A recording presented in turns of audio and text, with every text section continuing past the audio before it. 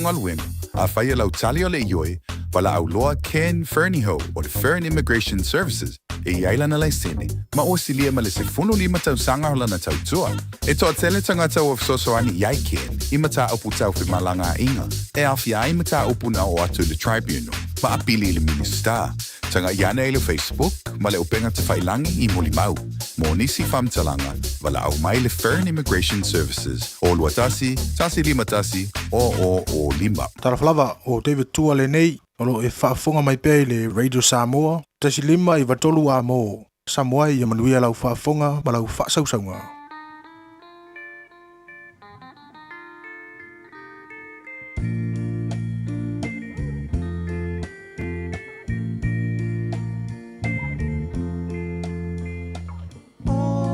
So I le lawa o fia mana tua le o ti o te talia o fungala awa teu ina sa unia le vala au ya e talia ina Uale ai se tuina nau matala le tunga mau Lo ti ute ia longo mai ia usa o atua Afai ua o le lango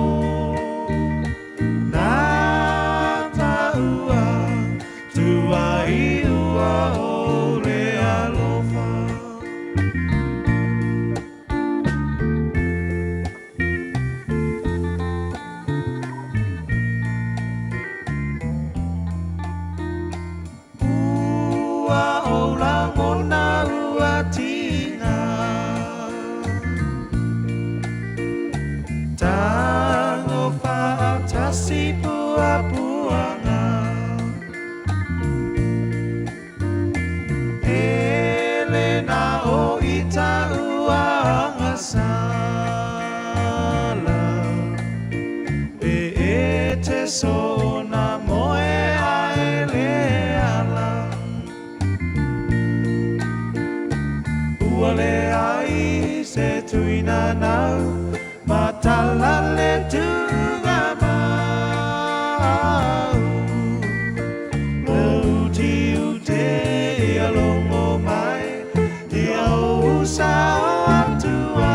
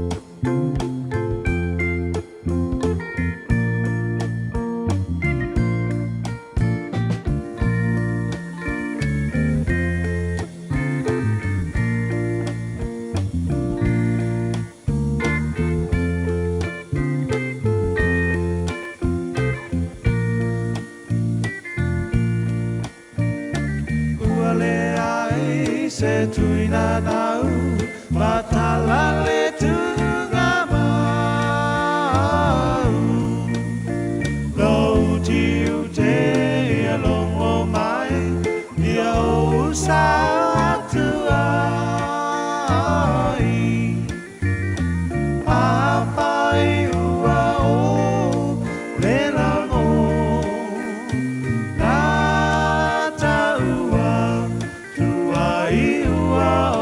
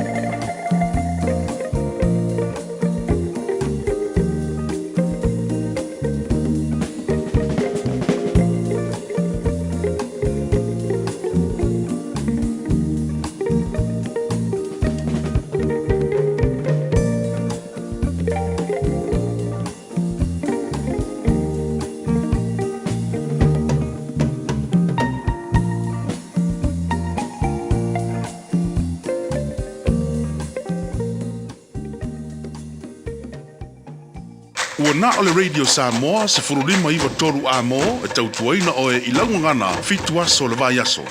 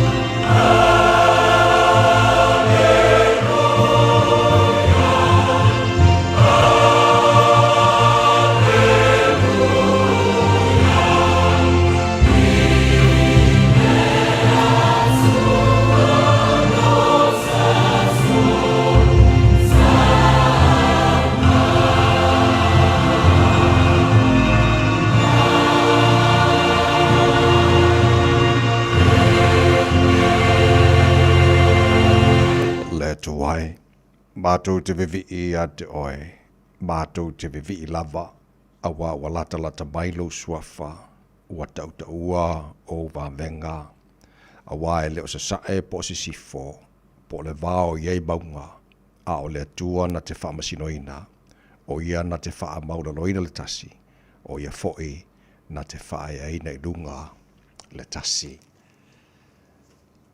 Lo mātou tamae o le langi, ia vi ia lava oe le nei Taeao. Taeao sing-singi ma le Taeao manino. O le asa fau o mātou maua ona o loa lofa.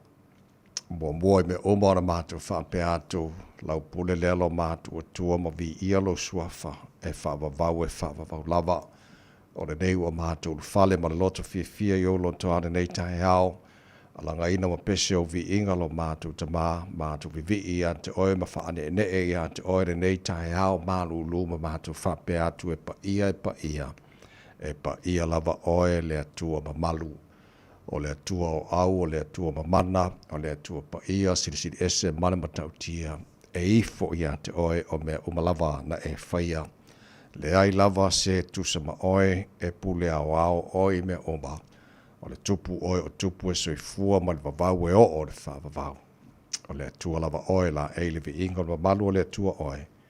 E puru le mātango fie. Ta mawhaftai tele lau mea lofa leo la fau o mātou maua nei Taeao. Lau lofa o tuta fo I manu fai ngā maralonga sa tofa whai o tangata.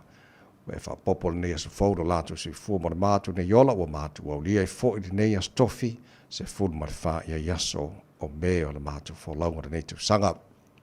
Alofa mai ta mam tau taile mātou wholaunga nei aso, manu ia whaiva la whengai ma le atunoo, ia manu ia whoi a onga nei a mātou whanau.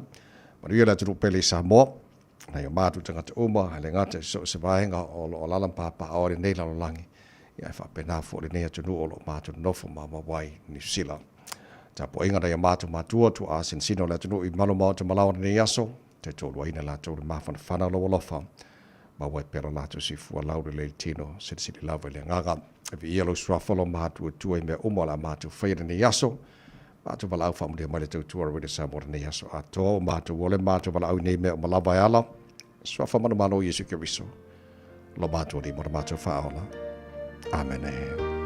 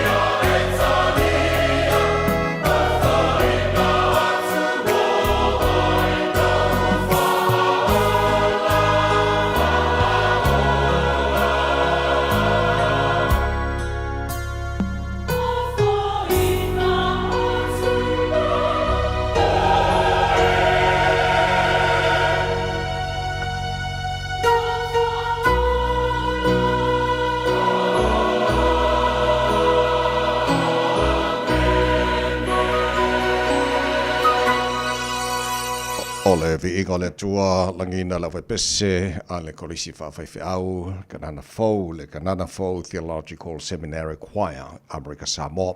Le tau tō mō rene Samoa for lima e wa tolu a mō tātonu le tū lai o no.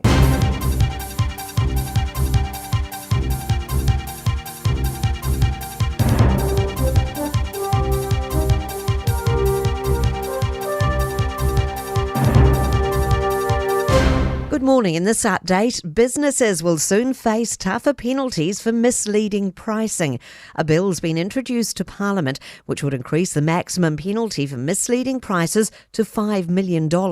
Political reporter Ethan Griffiths has more. Currently, the maximum penalty is $600,000. Commerce and Consumer Affairs Minister Cameron Brewer says officials estimate pricing errors could be costing consumers millions each year, and businesses are on notice. An economist says the government's operating allowance for the budget is now very tight. It's cut the allowance by another $300 million to $2.1 billion. Economist Cameron Baggery says the government's trying to get back to surplus, commit to infrastructure and maintain core services. But he says it can't do it all. The government has come out and said our top two is fiscal credibility and infrastructure. What's going to be the sacrificial pawn? It'll be core government services on the other side. Donald Trump's in Beijing for his highly anticipated talks with Chinese President Xi Jinping on the Iran war, trade and US arms sales to Taiwan. The substantive part of the summit will happen later today when the leaders hold bilateral talks and a formal banquet. Ahead of that, China's been giving Trump a pomp-filled welcome following the arrival of Air Force One in the Chinese capital. The welcome ceremony featured about 300 Chinese youths and a military honour guard. Sir Keir Starmer is still fighting on to stay on as British Prime Minister amid growing calls for his resignation. Supporters of Health Secretary Wes Streeting have been telling the BBC they expect him to launch a leadership challenge against Starmer as soon as tonight. 4 ministers and 6 ministerial aides have now quit, calling for Starmer's resignation. I'm Kay Gregory, and that's news. In sports, sailor Blair Tuke is coming off the foils in his 4th America's Cup campaign with Team New Zealand. His re-signing's been confirmed ahead of next week's first preliminary regatta off Sardinia. The 36-year-old's moving into an off-water role that will link between the design and sailing groups.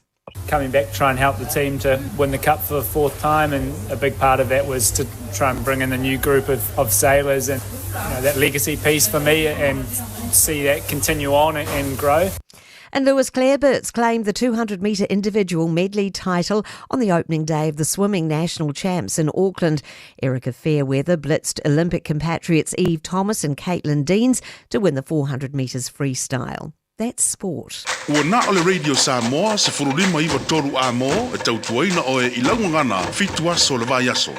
Ele swafa mana malolo tātua ri whaolo Yesu ke riso i mo moro whaatalofa mo whaawheloa e o te whaatu lima fo i le avatele ma le whaaloalo sa molo watu no pele le pa ia ma le mamalo lau whaafonganga nei Taeao sengi ma le malulu malo le sui fuamaruia whaamalo fo le tunu ia le folau e mua lava vii o le tātu matai le langi e wa o lora alofa wa tātu o lie fore nei aso o le aso le nei wa whaia le tua tātu te oli ma tātu fia iai tātou abirivi inga ia te ia wa o lona lava lofo le fo o moli mai lutu sui fua ma le mātu manosi wa tātou si le whai luma le nua le o tua le nua o manua le o mana nei Taeao li ia lava lo tātu o tua alofa mai le tātu matai le langi tau tai tātu fo launga nei aso ma tātu fo lau le lao na alofa o tātu iai le nei fo i astofi se fulu ma le wha ia iaso o me o le tātu fo launga nei fo i tau sanga rua fe lua se fulu ma le ono se mai lau wha fonga le pora kalame maru le Taeao la Radio Samoa le whenga ngal mana mana tā shava e lua social mai sini o tātu Facebook ma le YouTube ma Radio Samoa se rata si pantea ma le whenga pesta LJ lo sio ma to ona nei tapai mene tau tuaina o se pai ele tu la se furu Taeao nei halo se formalia ma lo se nei Taeao fo ngal mana Ia langi mā tawhi lau susunga e lea o tawaivi i le li le nei fo i asa fo. Whatalo fo i asa mo la tinu pele malo se fo manuia. Lo la wala se fo sole ma ingi ma yeri kai a ori. Makua makini a kai au ka ko soli. Ja, le lei fa o te ale tu lai ono. Na mai mo ma fa fonga nei tai. Ona lui tau. Ona aso.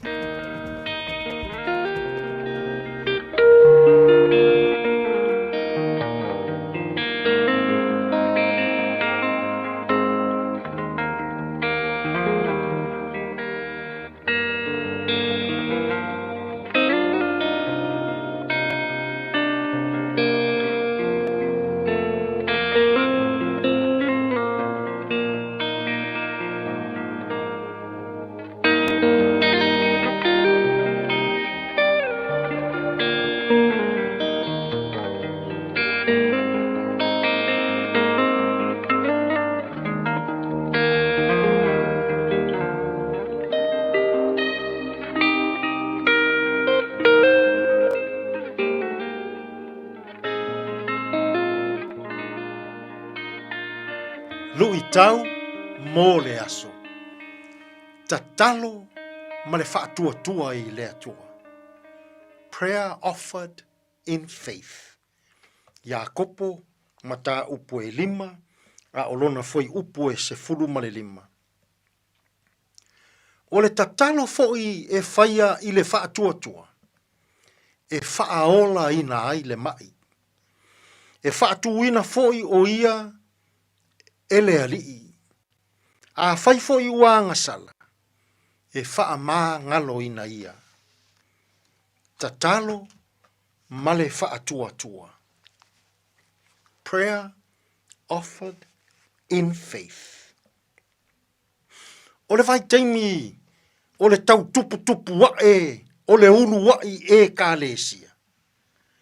Na tūsia ai e Iakopo le uso Yesu, lana tusi le nei.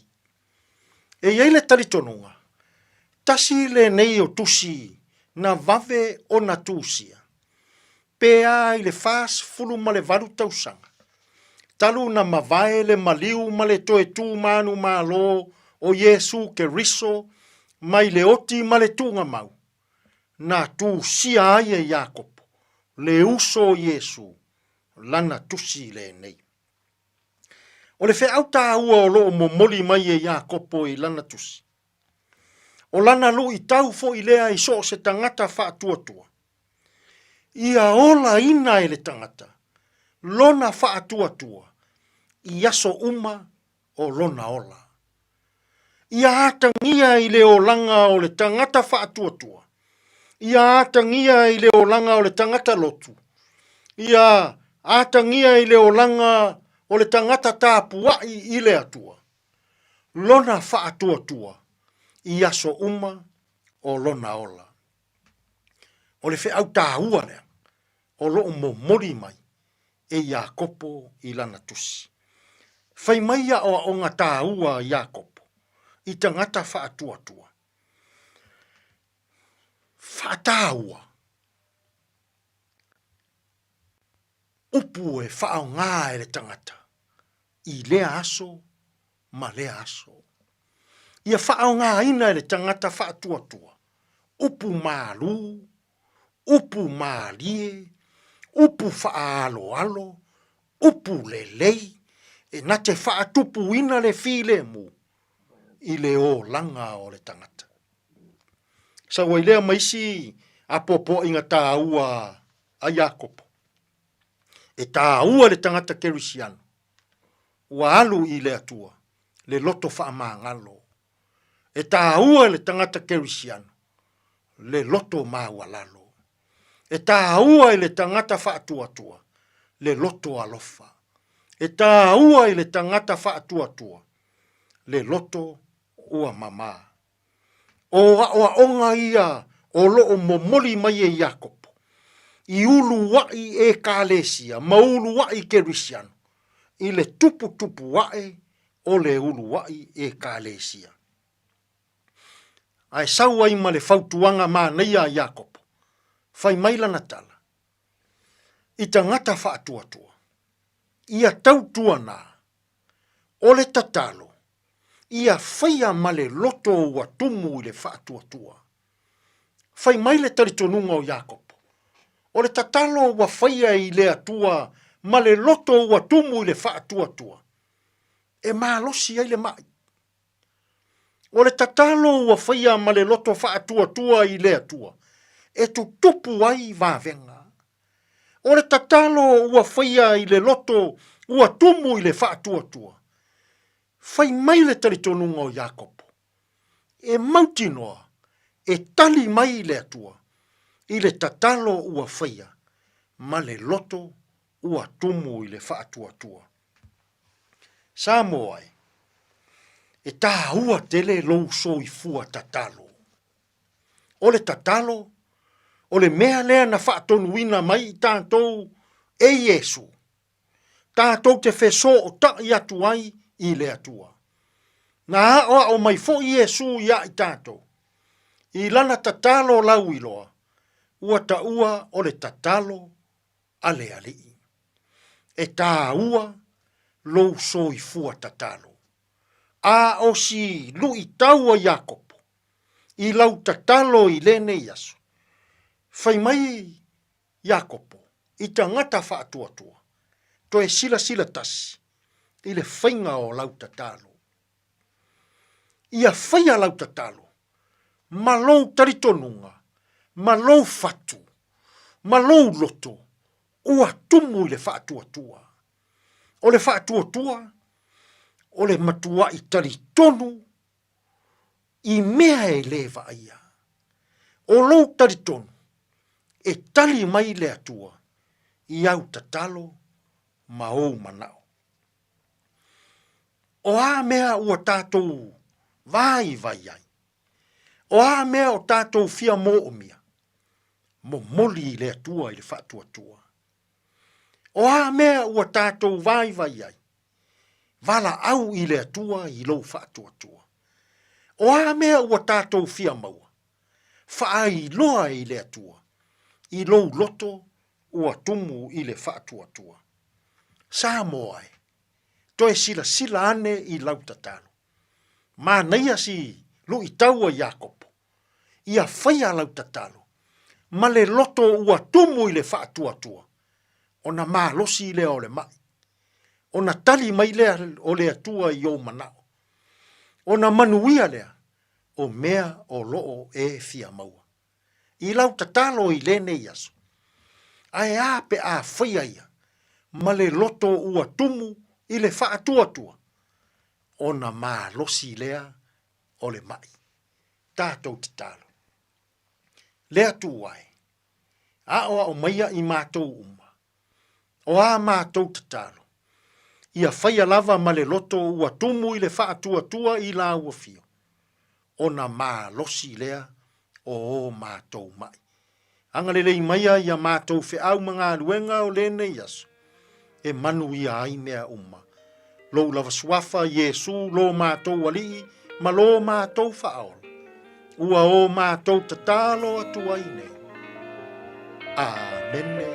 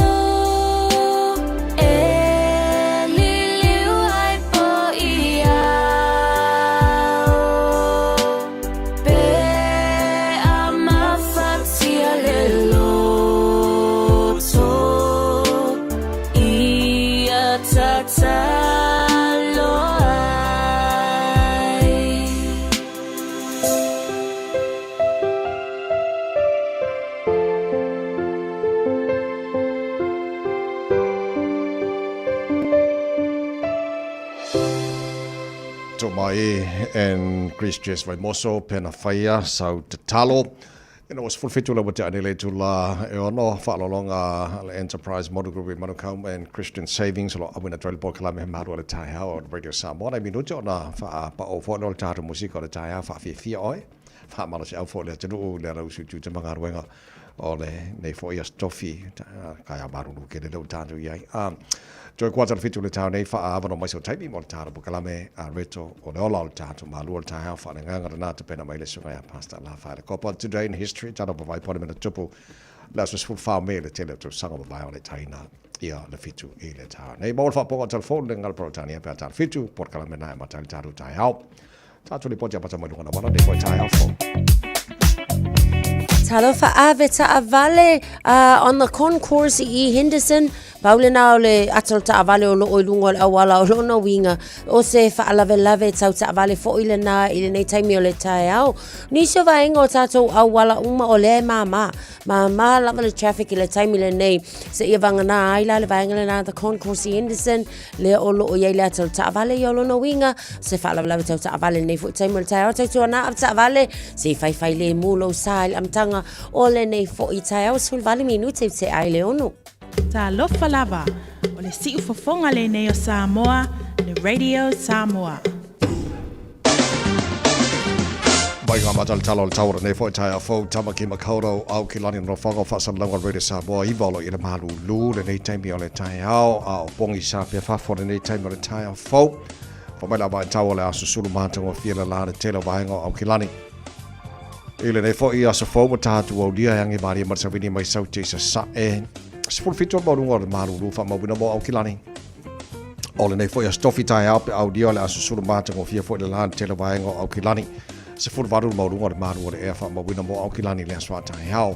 Ole vai ga yon tuatu la sto na yo le asu sulu mata ngo fia le lan tele vai ngo au kilani ma nei foi lang le leo le asu sa la vai asu fo lang le le asu ngo fua lang le le asu lua ma le asu lulu. Ole vai asu o luma na ia tu. Papa Marau tui na mai ele abai tau nei foi Taeao fo ele tau tua mai Radio Samoa e na ua se fulmana iwale wa tia nei tu la e ono Brighton Band o se mai fes mesenga sui i faith no i tala fa mi fianga Radio Samoa nei Taeao Malu lu le tunu a ngai te mangar wenga o le Taeao fa ma losi fa ta ficha nei va yaso tu te foi faiva malia ngar wenga nei yaso o pe se le mo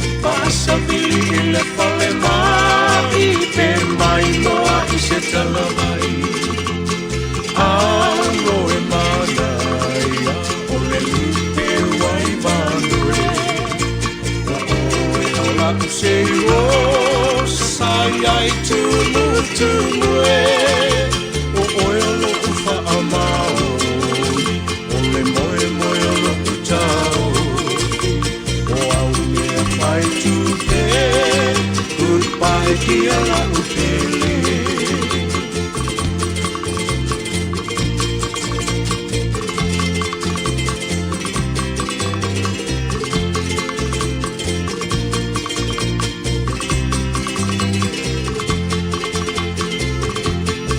Le moso o ila le tu mai lupa o le maunga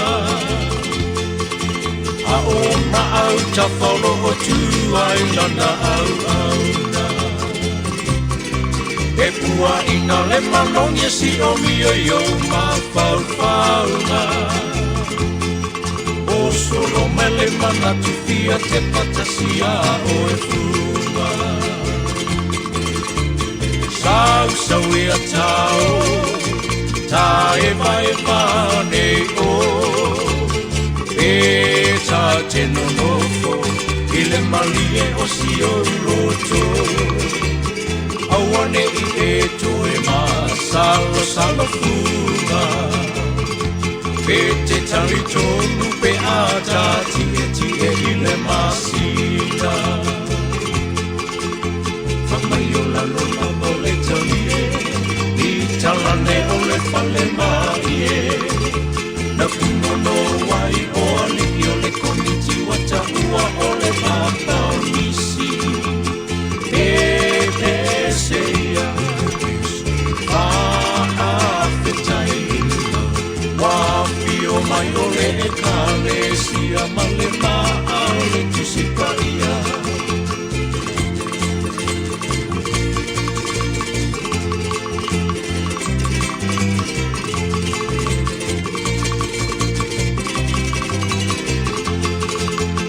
Le mea uila le eti e Ilua le ua fumasa sau sina ufe Oso atu le maile to sole o fupae Wapa ule sami wa susu e pelewe Awele mea uila le eti e Ilua le ua fumasa sau sina ufe Oso atu le maile to sole o fupae Wapa ule sami wa susu e pelewe Ito fa atue So ifua ina la upele O te mana tua ina o fōringa Fōria o ile a onga E tō wha atue Tō i fua ina la o pele O te mana tua pea o fōringa Fōria o ile a onga Hei ho Lua se fulu ma le lima o te anei Hea le tulai ono Ia malo whaftai, whaanga fwoi al tāra pukalame o whaatasi mai nei teime o ne Taeao, ki ora whamtama ki makaurau, e nisi o tātoro o whaatala whamai me le pone,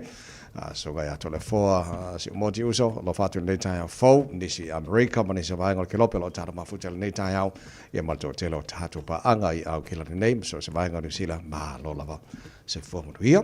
Whaftai de tue lana me alofo le ola, ma o le sui fōra tunu man tātu, ma losi fō nei Taeao fau, Alo whaftai le whaamarasi au mai fo nei Taeao. Luas fulima ma le awhana wa te alele tula e ono o te loa nei Taeao le fo ilesi le fia le atunu o le ua whaelo mai le whionga le pandemia. Tuisi nawe mauru matotua, Christopher Langson lason nafi a ngarman mana.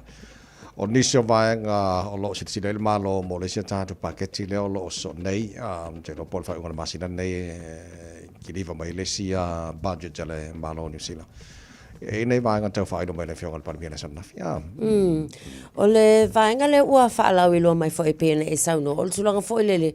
O le le to iai nisi o vaenga fo ie e so ona whaamatu iai funds a le malo lona winga. O le budget. O le ua iai le tulanga tight budget. Mo le taimi le nei. Ia tau ia a tonu o se fuafuanga lava lea ia na a fua mai le national. Ina ia ta ofi mamau pia fo ilea. I le whaititi o ai ta lafu.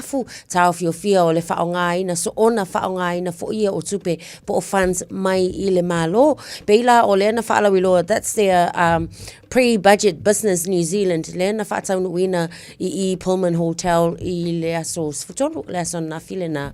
O le la wa ia le whaalau I loa na ma le whaalinga.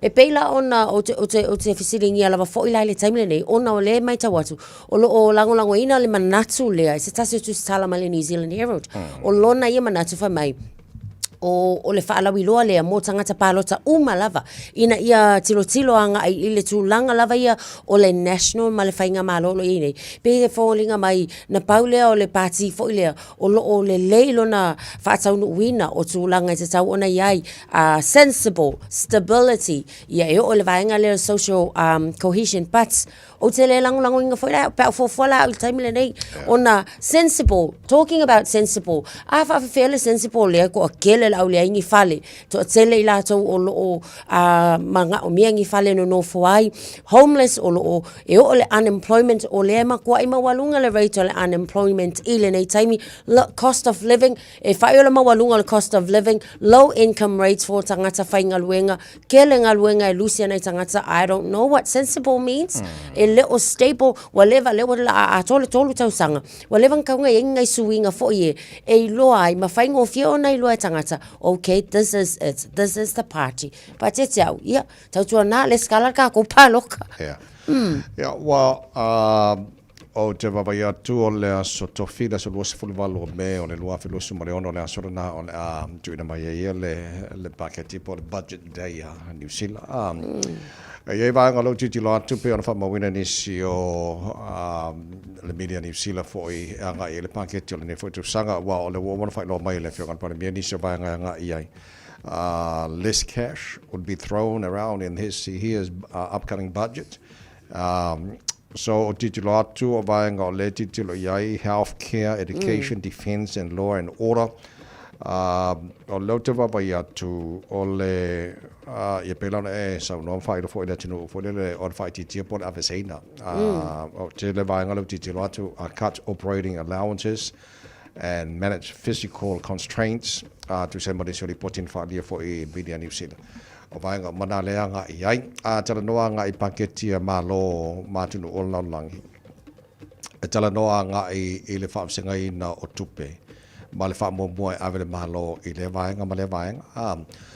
So o vaenga la te lea ni tuli loa tātou fōle le ambesa tātou Pacific. O ani vaenga tupe le malo o lo whaanganga mo le Ministry for Pacific Peoples. Wa nai pe titilo I tātou ia Samoa ma Pacific. Ia ele o mauti no nei taimi mai le nā tausanga na maua na kele vaenga tupe na tele na South Pacific. Ia na vese ne o mua whainga malo. So le fōi tātou papai po le ala le titilo. Pe ini vaenga le lei mo tātou, titilo vaenga le lei mo tātou, Samoa ma Pasifika, titilo ngai vaenga wa onga whanau, o whale no nofo ai, whale mai, au nanga se fua maroroina, pe o vaenga o manai tele tātou papai anga iai, ala tātou whaten tari. Se iau lia le aso lo se fulu male malo mele, tu ina mai iai le talo tupe le malo. Ia ma tātou papai, au loma whenga pano tala se fitu masino November, so pelan whapnatu ngal mana lei tai amul whafong mai na tino, o le tātou leo, e ala le whaingo lau pālota, ma lau pālota, ma tātou pālota. E whai o na sui ai wa tātou le, a veina sui tono le palemene. E le whape ngofo ana ko ua kongo le palemene. O oe o au tātou uma, e ala le whaingo le pālota. O le sawa tua i o tātou sui. I tono le palemene. Ia, ala tātou titilo atili le vaenga superannuation, o ese i le whenangalo o le teipo o le minister o le vai whafo New Zealand. Malaysia tulanga ia pe te va te manen feeling alo ba va sama Winston Peters winga vanga nei o superannuation town talano ina fa ma ave fa mo fo ma long e a lo mai fo fa e le package le ne fo tsa ona ole mana o le national ECT le tau sanga le superannuation more anga I le ona sulfitu be ta yo lo ta mau pe la le finanga lo fo yo le fianga va samana ta want pe I le ona suma lima ona onisi o mafu anga fo I rationale behind the nationals suggestion I le ona sulfitu ona o lato mana fa pe o ngisi o tele o vaenga tu pe o lo walu I le vaenga le a o le o lo sauno manino fo ia Western Peters. Ele ole whaafika auli ngā lei al kaimilengi. A le lei ona fuafua le lei ia ma posi le lei tupe uma ia. E lei las whaafita auli te tau ona iai I le vaenga lea I le suia o tausanga mo I la tau ia o loo ua maua o la tau pensione I longo su 5 tausanga. Ia tau ia o ke au le manatu lea. A kuunge longo sulfitu. E ia anisi o I la tau e whaingalu wenga malosi le soifuanga. E o ange e ia kanga kai lea ulia le ono sulfitu tausanga.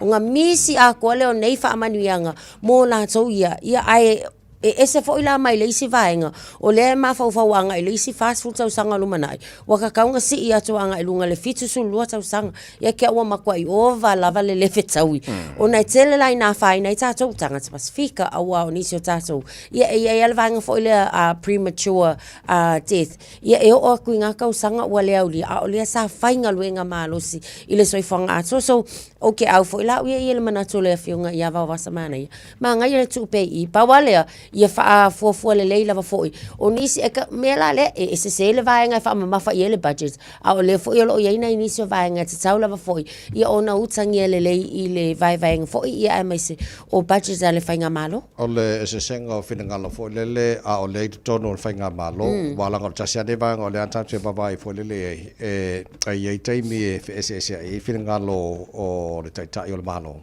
ia mana minister te mato foi la o le risk le o nei o coalition government. O le ese o le mea nga I le sila ale teta o malo po le palimia. Ia mana mea o le nga ia e finangalo ana minsta. Ia pate ta inga la palimia tuisi nave mau mutua Christopher Luxon balon finangalo. So titilo antili utele imau tilone le po tasina vaenga la campaign ai le national I le whainga palota le lomane ia November. O le vaenga lo si tia o le matua fai o le pensiona le tangata mai le ono lima le il temine nei. I don't know fitu but already low way lonei e le lango ina e va vasa mane Western Peters manisi fo io o fai pule o tono coalition government tamine ne a fa pete ua tau no vanga le anga il finga lo o le palimia mal fanga malo tu lango ia ile siti o le fai numero e le ona su fitu ba le ona su lima e fa mai la tu finga lo tau no atu le lua fe tolu se full fitu which is sfulu tasito sanga mal tamine ne ua sitia le ona sufitu ia tausanga tau ona pensiona I tangata ia fuange oi pora lo makua lo makua ngai wa e lo mo tino taimine nei ia pe te utau nu na maanga a tu le mai fainga malo ale national ia almena le lao I tatou again toi fo I ol fainga palota o ie palota ina sui tono palimene o o mutato uma era fainga palota so ta ora fainga palota tato ya le fa manato tua ya ta ua e ma faino faila palota per le scala ya wa ale le scala ya o le fainga palo ya ona va ngana mo le si fio le tono I le tulango I tato anga to fainga palota ni sila sa tana no tampo kala minister ya fa la velen tu poi one hanga no le passi nena umai leo la se tasio tina o le ua mai ale fai ungan famsinonga maurunga na faia sola tol fal pipul tanga telen fa tino ina le parlau titilo a malau fai tau le lipoti foi le o le afianga mene o fuala o fasaina o tasina ma fu anga lau te lo na fa di tol famsinonga fa moni ai ia le mafu anga na le ona fa tino tanga le banga na mari westina le nei ngol pasia se tato to tala no fo ia nga I to mana tu ile tala le na tu lai mai ia o ke topa ile so lusul o ke topa ile tausanga luafe luafa I lunga o le pasi fo ile fitu fai one hanga le pasi one hanga le na ia sitina o lona swafa Bernice Louis Mary Church o ia le na Malu faalu pea ma le lua se fulu step nga afia I sitinale mamaliwa I lava fo I lunga le pasi o le soafala o le o lo ua molia nei Kyle Leona lea ua faasalaina e solo atoa I sitono le fale pui pui e le aise avanoa le palola se ia vangana ua mai an tausanga se fulu ma le lua so o le faasalanga le na o le o lo iai pei ona ta o le sunga le awao o le afiang o le mafaufau le tangata ina ua fasilinia le lo ia satula I mo le o lo molia na ia faalau I lo o le diagnosis o le kama lea nga whaia le whaalave lave. O le vaenga e ta ua le ngana peritania o schizophrenia. Schizophrenia e awhia ele mawhau le tangata. Pe a whaapea fo ile le tūlanga tau whaonga ina o le maluanga, ia o pauka, so se kua inga pauka, o le ava o ona. E mawhaila ona awhia ile mawhau le tangata. Mai a awhia pe a whaapea wakausa ngā o whaile nei a mio masani. Ona tūla ile e eila le vaenga o symptoms. Whai mei e whaalongo i leo ese. O a unga umalana o tangata nei. E ke ia oso le leo a sawala le leo se le a whaapea mai kango e whaao o le leanga i ate oe po o le kangaka le o kafkafa. I le ia masai se mwhaion tau fiofia. O tūlanga la na mō ngase whaapea. Le fol sila fia tātou la tunu ina ia mata i tū. A unga kangaka fo ia wai ese tangata o lo o tātou fiso o taa ia i le aso ma le aso. Ja, so pe o vaengana o li potina mau le porkalame fo le o le mafu anga na la yona fail tangata le fo ia o tatu titilo nei la fianga o le mafu fo tangata no mene o fo la fa saina e tu sa a faina lo le mafu fo no mene o fo la fa saina ia o alfa o ina o maliu ia po le o fo lista ngata o pe se me fo le wale wale se fefe ma se mata o le fatino ia vai e mafu mai lai le afianga o le mafu fo ia ona fa ngai no mene o fala fa saina o me ale le te le na wai leo ina ia ta o fil te leo vai ngai mai tunu fafu ia male tang fie ta to wai once a fa ina loma a fie ia te lo tupulanga ma ia me la le mo o pe o me fu la to le fa tau no ino le o le maliu ona ua te lele a fianga o le mafau ia ona fa ngai no nei me o fa saina o le tala atora na mafuanga le tupu il fa la verna le na batro tara po la foi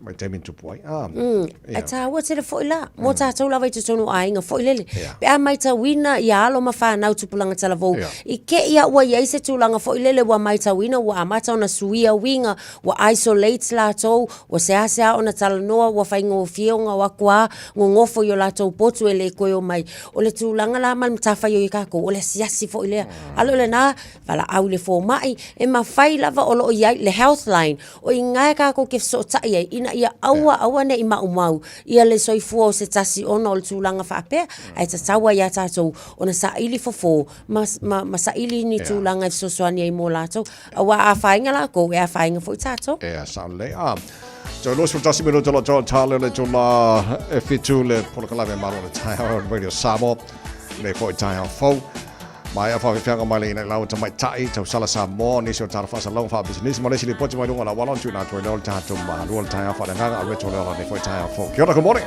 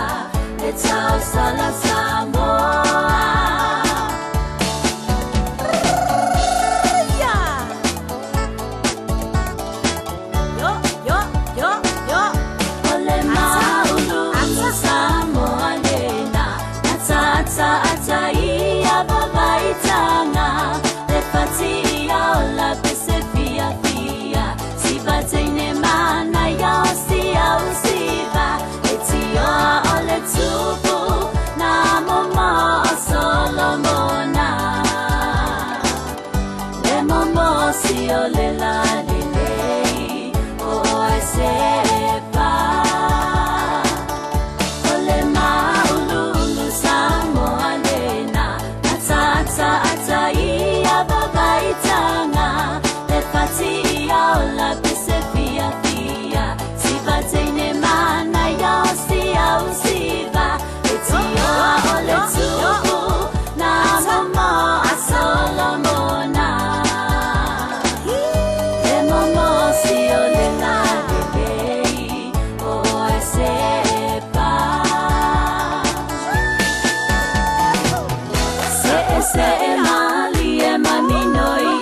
pese amali uliu amane ene lau te ula e Samoa moniti wile atunu awala utofia emana tua ola anaba mai anamua me ingalo lau siba Samoa mayotama tua se emali emani noi ile pese amali uliu amane ene lau te ula e Samoa moniti wile atunu awala utofia emana tua ola anaba mai anamua me ingalo lau siba Samoa mayotama tua ia emana tua ola anaba mai anamua me ingalo lau siba Samoa mayotama tua. Radio Samoa. Taslima ivatol amo. Ooh, it's an ad break. Perfect time to be reminded that winter immunisations, including flu, are available now. Schedule them in at bookmyvaccine.nz or with your healthcare provider. And hey, you might get to tick it off your list before the next ad break. This is your insider's guide to Pacifica celebrations. Family is everything. From weddings, The giving of gifts, what we take, what we wear. A little bit stressful. to funerals, See the family support system jump into action. showcasing Pacific culture, customs, and cuisine. Food is the very best. Plus the do's and don'ts No such thing as island time at a wedding. of love and loss. We are nothing without our families. 400 weddings and a funeral. Saturday, May 16th on TVNZ1 and TVNZ+. O le ese tatu pu funeral directors o se fale maliu Samoa o le tali foilea o taimi whengata o na o le malanga al maliu maleoti e mawhai foi o na latu awina atu ma awina mai tino maliu o e pele mai so o se atu nuo lalolangi wala au no le ese tatu pu funeral directors i le lua no lua tolu fitu lua no lua tolu fitu pea fiu ane ele se fulu male balu Norman Spencer Drive in Malu City. Radio Samoa, tasilima ivatolu amo. So e fatalo fatu avatavalo lo tu mau lava foi I al tatou awala o nai kilia lelei fe o lolo na o nain vaenga la iti ai o mai tau watu pe o tau tele vavi foi le pise on the North Shore Birkenhead I leanga ia tu foi le na ilunga wa tatou motorway connection so lo o mai tau watu lo faisi pisi mai le nei foi taimi o le Taeao Stairway 1 through North Coast City bound o le na foi wa mata ona tau pisi mai I le nei foi taimi o le Taeao nisi o vaenga o lo iai I tatou State Highway lua se fulu a faisi pisi mai na le vaenga na George Ball Memorial Drive ia and Air Park Drive links ile nei taimi mo tatou foi avatavale o isi vaenga o wala na lavolo o feo lolo mai I le taimi le nei ele o iei seisi whaalavalavi tau taavalo liptia mai mo tatou ia tawina ia manuela o whainga malanga avatavale tu sulima minute o na tā leo le tulai fitu Talofa, we're the Katinas, and you're listening to Radio Samoa on 1593 AM. Bread of life sent down from glory. Many things you were on earth, a holy king, a carpenter. But you are the living word, say it now. Come on.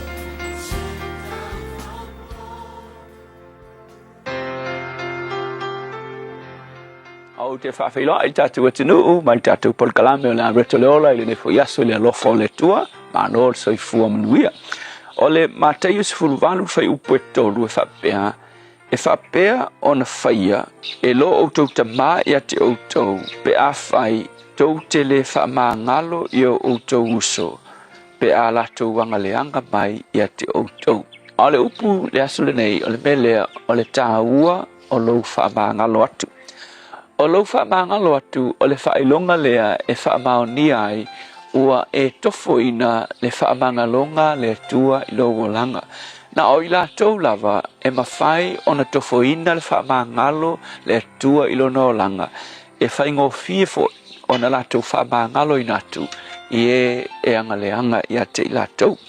E ei le whata oto na whamatala Yesu e wha manino mai ai le mele nei o whaamangalonga. Whamata oto winga whai mai o le tasi tangata tusa le malo le langi ma le tasi tupu na ia wala au ilana au auna. O lana au auna sa nufu o I tā lafu ia te ia o le teimi totongi ele ai tā lafu. A sau le au auna o le tā lafu e miliona, more than million. Over to le miliona tā la. Whai mai ua le mawhai le au auna na totongi. O na whai mai leo le tupu, okay. O le a whaatau ina tu oe o louto o lua o la whanau ma mea uma ina ia mai le tupe to tongi la ita la whai mai.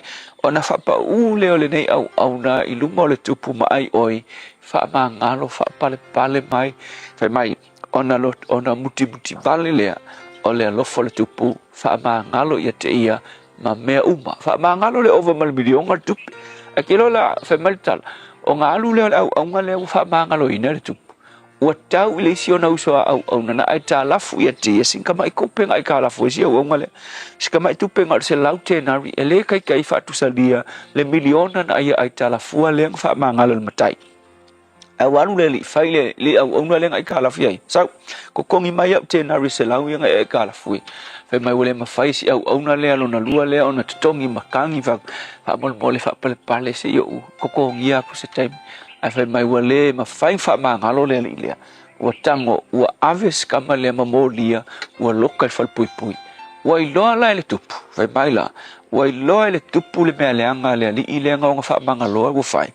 O na ita leo le kupu. Ke loa la le mea, o ki o upu ia ki o whai upu. O na ita leo le tupu. Ke loa whapena umalava le tota mai o le tua. Pe a whainga ia wha māngalo ina oe, mauanga sala o oe le tangata leanga. Wha māngalo, wha ngalo auanga sala. Ao le ngā e ke le mawhaina e wha māngalo leisi tangata ngā e leanga ia te oe. Whai mai la le tala, whai ungal mga upu. E whapena o na whaia e leo outou ta mā o le langi ia te outou. Pe a whai, te utele mawhai, o na wha māngalo i outou uso. Winga o le moral the story. A whai o oe te whapea mai ngei ua wha māngalo o e le tua. Ke roi le wha maoni a ngai lo wha māngalo o e le tua. O le mawhai fo I le oe, o na e wha māngalo leisi tangata na whai mea leanga I te oe, pe o leanga mai I te oe. Awa, o le wha māngalonga ngā, e le onga o le tangata ngā mi o leanga I te oe. Ai ona o le experience nga e tofo ina I le alofa maua lunga o le atua I te oe. Na ia wha māngalo ina ai oe e ala le maliu o lo nalo o Yesu. Wha māngalo o wanga sala ave ese lau tua na ai. Ona la o le mea nganga e kofo inga na whaia le atua e ki oe. E wha nau mai e le langona e ke wha māngalo e fo I le siuso. Whai magala kuspa ia. A whai le mawhainga e whaia le mele nā. Nona winga. E le mawhai fo I le tua I le langi. O ngā ave esea au anga sala. A walunga winga o ngā lava e ku mau le loto le wha māngalo I te tonu I te oe. So le upu mo oe le aso le nei. Ai po isi si wa lewanga kaunga e releasinga. Pe mai le si tangata a wha peke li wha māngalo tangata. Longa winga o le weight o le tangata le ngā. Ngai ke alu mamu. Ngai moe le ial tangata a kongo le koe mawhau ngā menga kupu. Ai ngai ki whea rua I mamu le kangaka ngā. Iaso uma o lo walanga. So le upu mo oe. Release le tangata ngā. Ba ai wha mangalonga le tua I lo walanga. O ngā maua le oe. Le wha mangalonga ato toa a le tua. Le tua. So ani wha manatu ia te mātou. O oe na e mua I alofa mai wha mangalo I mātou. E au fo o na mātou ma whaina wha mangalo atu. Wha whita Yesu. Amen.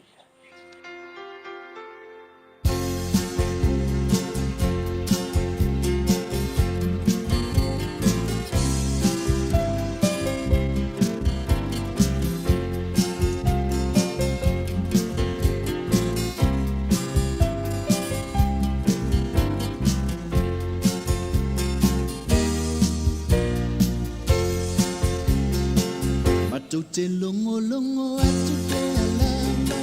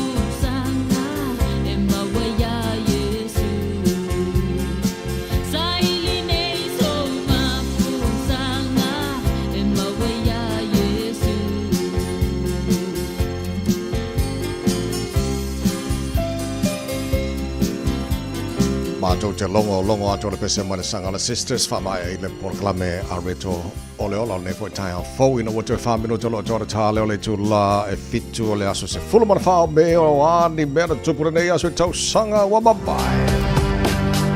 I le so le tausanga tasi fitu walu fitu o le so na ulu wa i tūsia ai ma a matai o na tūsia foi. Ia le Constitution po o le whaavai o le malo tele o Amerika i tutonu o le city lea o Philadelphia. Tausanga tasi fitu I vaono o I na na whato a au mai ai se tasi fo I o vaila au e whaonga aine se tasi o mai papala se I vai atu le whaafonga la tunu smallpox na whapena ia ona fausia ma ngausia mai fo I e se tasi fo I o fo mai engelani e suafa ya Edward Jenner. Tasi valu o valu, tasi iwa o valu, o le ulua I taimi lea na ia se whainga malanga a wa lele lunga o le ea mani tangata sa whai malanga ai. Ia o nisi nao wa aingai mena tupule nei aso I tau sanga ua ma vai. Se whainga le nei le tau langa, e meo mio a e solo o tangata, pa leanga fo I le tupulanga, pa mapamu sole tinau a whatalama, nei o le ata. Appeane lo I le starlight, o I le ata momana o waluai, a ala atu le sambalalo, e le whetau I lama malo mana o si le tivoli. Sa naita mai ti, o le fisili pio tau sanga, tali mo lema na umala ua o maela te le fiola. O nisi vo I o mafutanga, na masani mai I le tifanga, Tapu tau I le ata o le lua, mai a o le nfopito I tua o ia weta fefe. O Romeo ma Juliet, e toia I na masio na tali, na wa atau iai o lana I sikulimi, wa atau te whaasai te mai tira tole se furua Nau te hata matutua Te vai atu ia I le solo Tau tu leipe o ni ti a polo o ia luti a kono O le manatu le o se whai ti onga A wai ma wai fo I o onga Ai na o si na whau tuanga Ia nga I luma o le o langa whai si na manga E mole le tama o le ata John Wayne ua sau fia ai Lea inga ua toe mai ua ua le tō pai Ta ati whanga Whai si na manga Ta ati whanga Matua I le whātoanga John Wayne ua sau fia ai Lea inga ua toe mai ua ua le tō pai Talo falava o o la pimerna, mau belo li tio. I le radio Samoa tasi lima iwa tolu amo. Tātou te mana nao uma lava ia sa o le whainga o loa tau whaonga. Ia mana tua, tau whaonga o loa uma tasi, lua malilima e puipui ai le tātou pāneta. Whaonga sa o loa tau whaonga. O le nā wai o lima. Sa Eliane I Auckland Council Recyclables. Tāmaki, Tūriki, all together Auckland. It's easy for life admin to slip down the list. So, we're politely interrupting this show to remind you that winter immunisations, including flu, are available now. Let's get them sorted at bookmyvaccine.nz or ask your healthcare provider.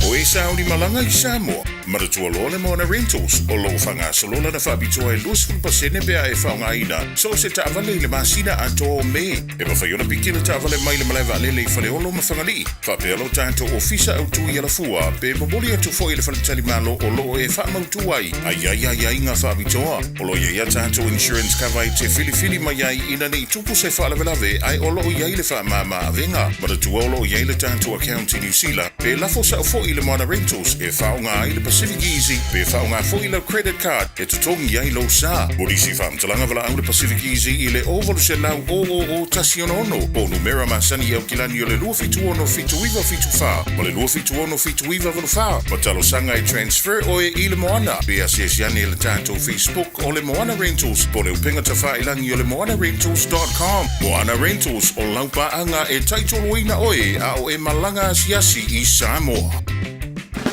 Sunga o whenga whakao e lo kawa le whau maunga Max Ila. Senga o ka amilo I au kilani. Mo koe foi mai lava I o tara I le Taeao World and Auto Limited. Lea ma o aiso skoi ngā meg ma pa o kawa. A o le me piko sidi. E ngā le lua lima ka aladwa ia so le kokongi. Le Taeao World and Auto Limited e te maua I taawale ma pa utau ngofie ia New Zealand antoa. Mo fo I se ti mag wheels mo so se tu ai ngā taawale ma le telo isi au unanga. Warren of Fitness I le na o le se fulu tala pia I wha I loa ieina e wha afafonga le Radio Samoa I nei wha abitua. Talia wins quotes, cue cards, maisi. Wala le Taeao World and Auto Limited I le lua fitu tasi tolu o mo pa uta avale. Po le lua fitu wha tolu lua o mo le whale inisinia. Baby, lua Hey, hey!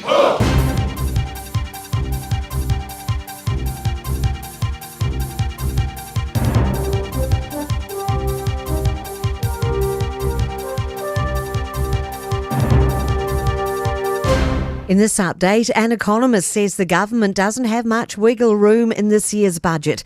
It's cut its operating allowance by another $300 million to $2.1 billion. Independent economist Cameron Bagri says the initial $3.4 billion operating allowance was already extremely small. He says there are clearly going to be cuts in some areas, likely to be core government services. I think there is some fat, but eventually you could end up cutting into muscle. So what's the next couple of years? Because $2.1 billion is a horrendously tight operating allowance to stick to. Qantas and Jetstar have announced their biggest ever investment in New Zealand. Chief Executive Vanessa Hudson wants the Qantas Group to work with our government to achieve more routes, access and affordability. Kate Rickard has more. Hudson says Jetstar's undergoing its biggest ever expansion in New Zealand and has added more than 800,000 Trans-Tasman seats over the past 12 months. She acknowledges the airlines had to hike fares and cut some flights due to rising jet fuel prices, but says committing to New Zealand is important. The Philippine Senate has been put into lockdown, with military personnel entering the building and reports of gunshots. Protesters have gathered outside the building, demanding the arrest of Senator Ronald De La Rosa, who's wanted by the International Criminal Court. De La Rosa is accused of killing dozens of people when he was a police chief during the Philippines' war on drugs. Officials haven't confirmed who fired the shots. They say there are no reports of casualties. A short story collection's won the country's top literary prize at this year's Ockham New Zealand Book Awards. Wellington memoirist Ingrid Horrocks won the $65,000 fiction prize for All Her Lives. Former Prime Minister Dame Jacinda Ardern won a non-fiction prize for her first book, A Different Kind of Power. I'm Kate Gregory, and that's news. In sport, Japan rugby coach Eddie Jones has been handed a 6-week ban and had his salary docked for verbal abuse towards officials during an under-23 tour of Australia last month. The 66-year-olds accepted the decision and apologised. 9 regular season NFL games will be played overseas this coming season across 4 continents and 7 countries as the competition continues an expansion strategy. The fixtures feature 16 of the 32 games. London hosts 3 games. Melbourne, Mexico City, Munich, Madrid, Paris and Rio de Janeiro also get a crack. And Team New Zealand's Blair Tuke is pursuing an off-water role, linking the design and sailing groups for his 4th America's Cup campaign. That's sport. Ua na ole Radio Samoa se furulima iwa toru a mo e tautuaina o e ilaungangana fitu aso le vai aso. Nei nisi foi vaenga le ala telo mai tawatol na o PC o I mai mangele ang ayane le malava alele on 20A o faisi PC le time le nei fasol solo nei lava I vaenga na pe o George Paul Memorial Drive, Air Park Drive, I maluani I tato links for I ayane le malava alele on State Highway Luasifulu on a southbound through Wiri o le foi lo mai tawato faisi PC le time le nei I fa pena for I tato interchange o yai Cavendish Drive for your face PC Lambie Drive Alwatawayanga I nai Puinui Road o face PC I le taimilene o le Taeao on a southbound o lo maita watuanga yatu Takanini face PC Hill Road o lo slow le taimilene Rose Hill o le for your maita watu o lo face PC mai le taimi o le Taeao Route 10 through Penrose o lo maita watu o le PC fa pena for ila Penrose Road and the Mount Wellington interchange connections mai nga yo lo PC mai le taimilene o le Taeao after vale tautuana ia saunga le mupea lau fai ngā malanga 5 minute te ai le tu lai fitsu.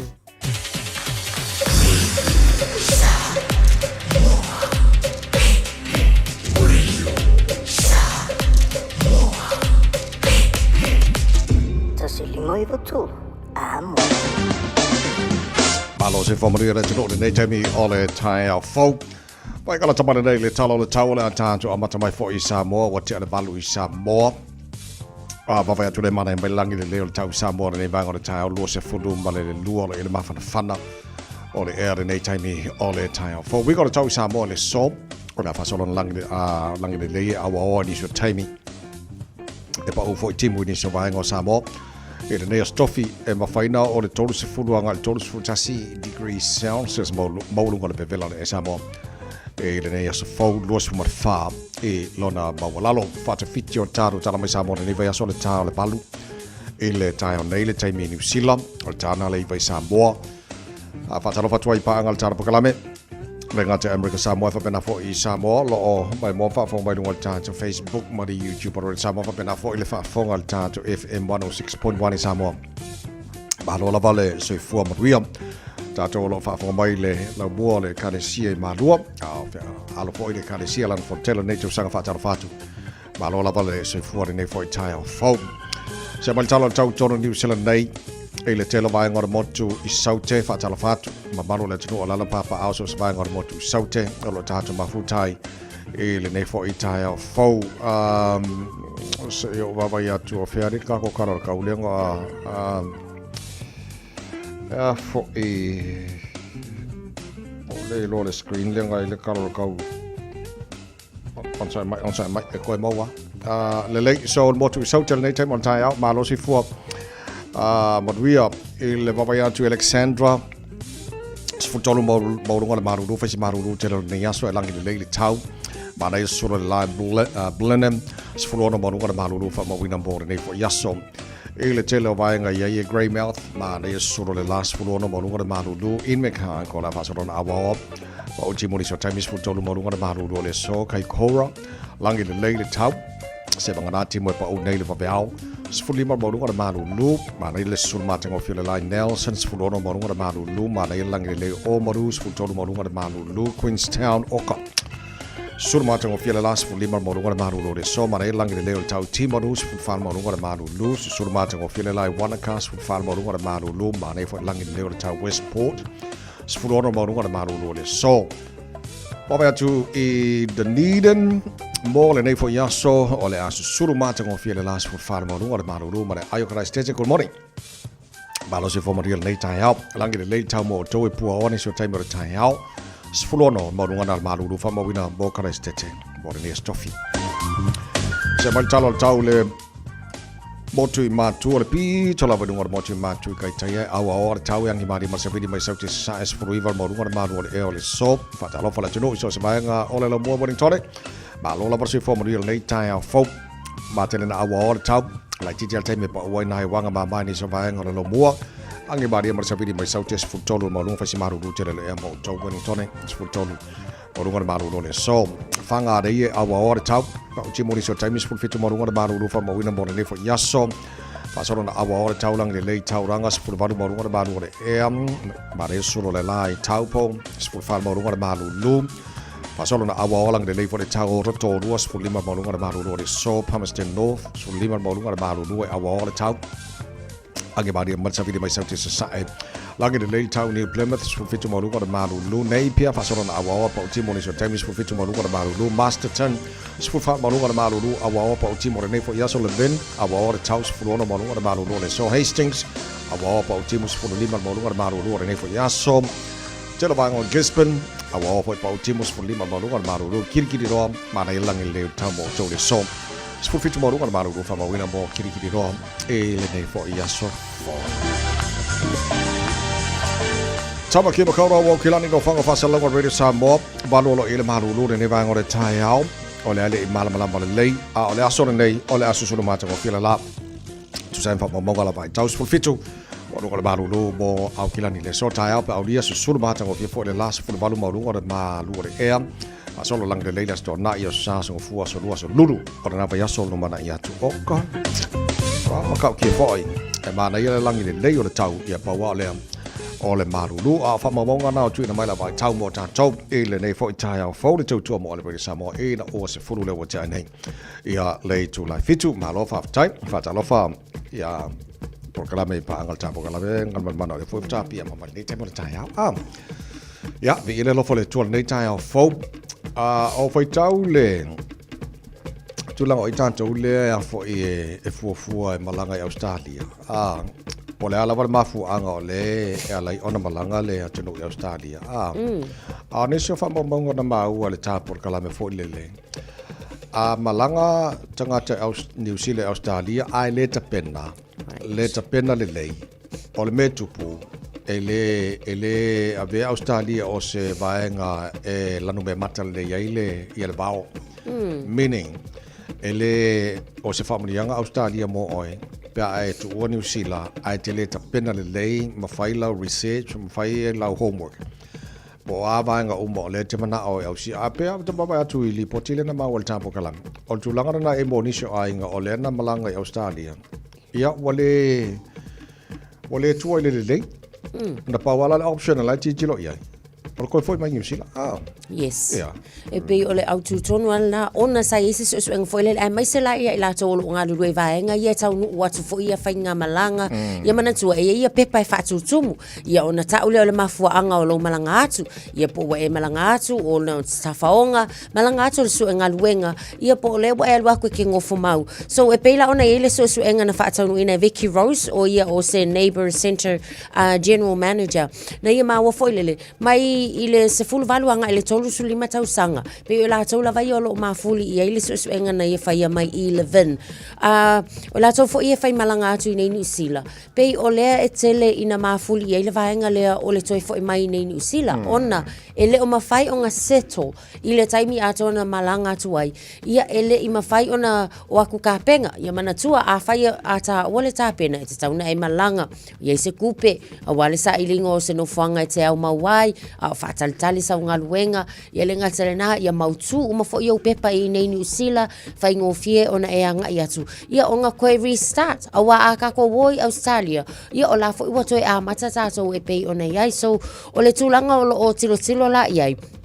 E koe kikia o le iwa 10% fo ilele lau whai o ilatou o lo o iai le tūlanga whapena. O ngai o aku e kaunga ka fo ile soifuanga e iai ai ale lavalal whaasoa e aluma i ka fo ilele a maka ila ka kaimi lei Australia.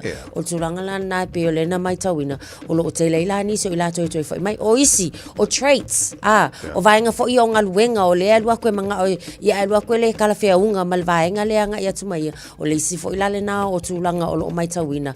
Ia o skills te le yo vaenga e alai ona ta wale tūlanga lea i alu ka penga alua ala e lava tu sa mpa maunga tau sanga le ta tu nei fulo masina taluai e tu sa male fast food wa fe tangata New Zealand na tu New Zealand e malanga i Australia o fa maunga e o va marcialau i le aso e tasi ia tangata tu ua departure New Zealand ai o malanga i Australia so le tana la community work ai tono Queensland Gold Coast. Ala na ia tana noa pe to lua tangata na watu nei New Zealand tana noa ile aso tasi.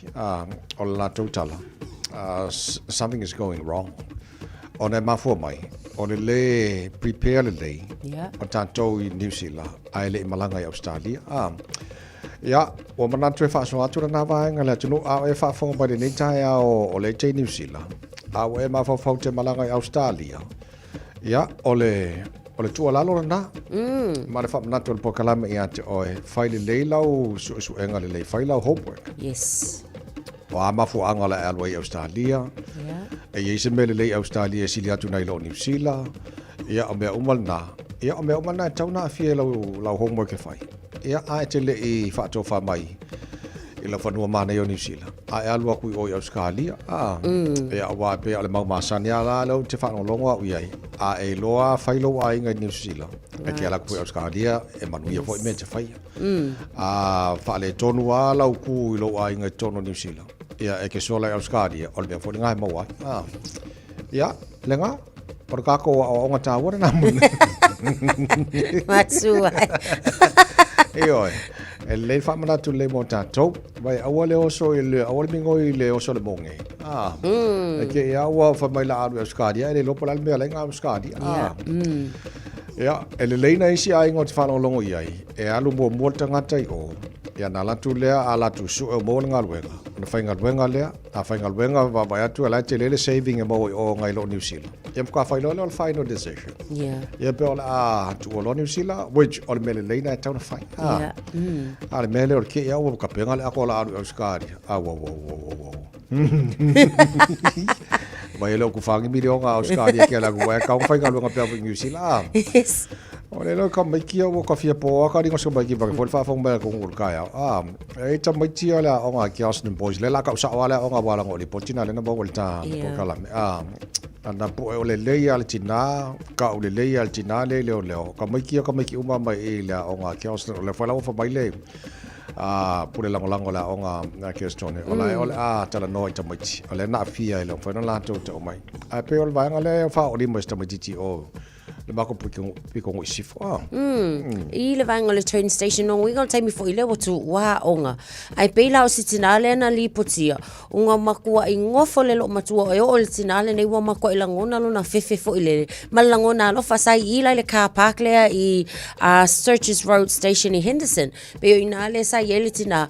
Wale mafai fo i tangata lautele ona i fafo o lako ka avale o kaufa i o i kongo ka avale. Talu ona e o i lunga o pa o feosofi i aila wali ai ole tala pe ama le to olua se fulu tamaiti tasi le o ngai o mai e pio ta o le sunga le o ai nga le ko alua ngai ka mai ki ang fasikele le wali ile so what did you get out of it pe a fa pe e fa longo mai o le ka mai ki le nga fa ali o maso i o ia tele la ni so tu lango le a fa nai ai le nga tele na o le fa nai fo ile le o fa tai o la na malu ia la to fo ile community sai i le vaing but o se tu langa wa levan ka ka o nga fu le le ta to ta mai o le ko ia social media le time le nei fa pe o social media le wa ki le bullying o tamaiti ai ta wa ia o le ka mai ki ai ia malo vale ma le fa alu se o lona ma fau e ala yo na tupu ia afa fe la pe fa pe fai langa le ko alua le ko alua sfulu oko o le ala le fa winga ino na vaing ia ki ia o ngala ngona to ila lo wa anga wa o nga fa pe o le ka nga i la o le ai la ngonga lo kama ia ku sa nga ka ko pala ai ki le ko wa fa nga ka mai ki ko alua ia o vaenga ia it's a tau ona manga fa ngafa le ia ta tau tu plang tar vo ne vai tau ia le lei o le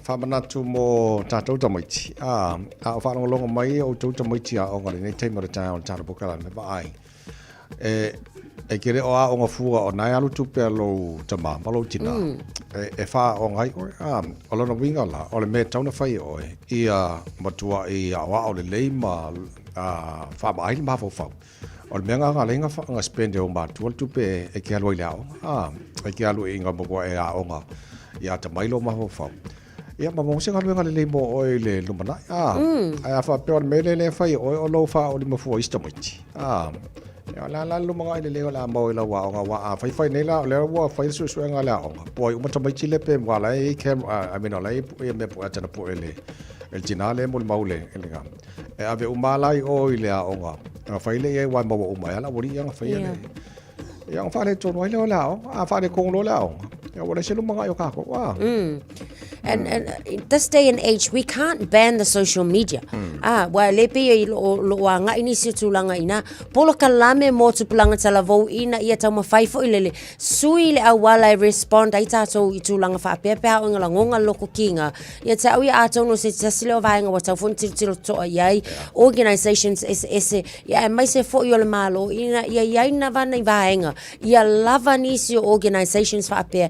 E mawhai ngaf sosoani i tama matene talavo walanga le ika ia natural le ika fo ia but ia yaingi awala e ka kau fo nga natural fo lele ia ka ko e transform ia le mafau inga ia awange i ko ia luaku i awala fa pe asa le ole au malo sile ale pengirifi au titilo atu ole tausang fo le o fa lo mai la tu fa ya onga le fa ma bai Ivan Cleary fa tausanga mai le umile na faya o ngai i le Pengalifi Panthers sampingi o le le faya o ngai le fo ile ala na itu le mai fo le ala la fa no mai te lo fo lo fa lo te lo ni so tamata ala o le Pengalifi ia le lua filo fitu le la fa ma bai ia o fo lana tu le faya o ngai le yeah ato no se tulanga lele fo ia tau fo ia la to uma ia ona fafta ia fo ile au nanga mal tau tu fo i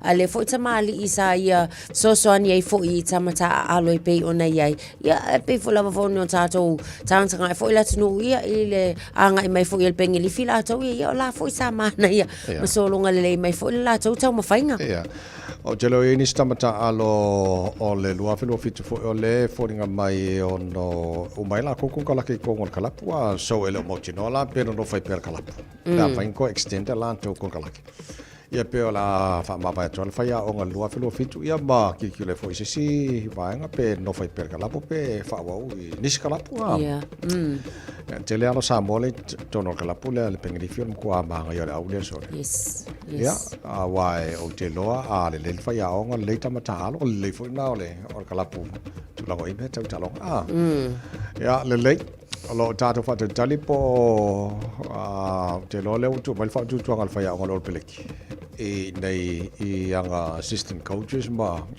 ia mafso sona tu se Graham Henry ya mola matana fa senga ka ko peleki ya alanga lae fa nga solo finals o le likia ya pani se umore le kere fo nga video nga le mo yo sa fo le ko mo ko si video nga Koleki. Se ia mo mai mamau. Ia ka sawa ko foi mai le New Zealand. Ma nei am. Ia. Ya wa te lo records le na le ola fo yo le faya o. Ola e va vai to la e top mai lan au yo ya pan. Ya la tap ti lo la ai. Te lo le tele ese mai faya o nga le te min tu la mai faya o nga le no ma tu nei. Ka mo racer. Usa mo kwai ese ale tulanga ia wa ripotino mau ele I apalai ka nga fil sa ole yung la pieng bisil man fa moi ai nga records le ia le Crusaders le nga piki mai ai sau ele ese ale super rugby ese ese international level ke la ka pi Ja, na au nei vanga na mo le fa fong ba le tunu nei fo chai ho fo in o los fulu mal tolu te adele tu la fito fa fi fiang o le Taeao ma lo la se fo mo morning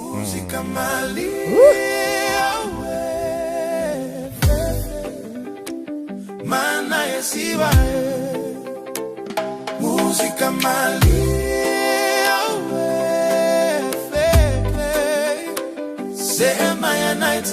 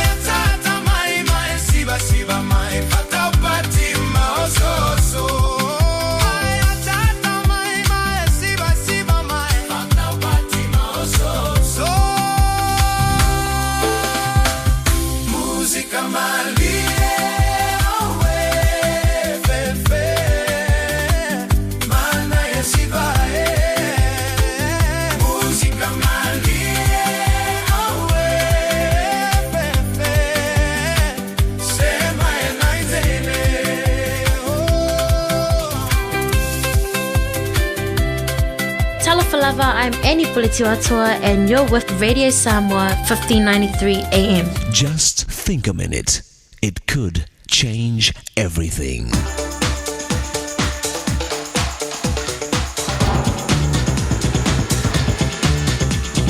Think a minute.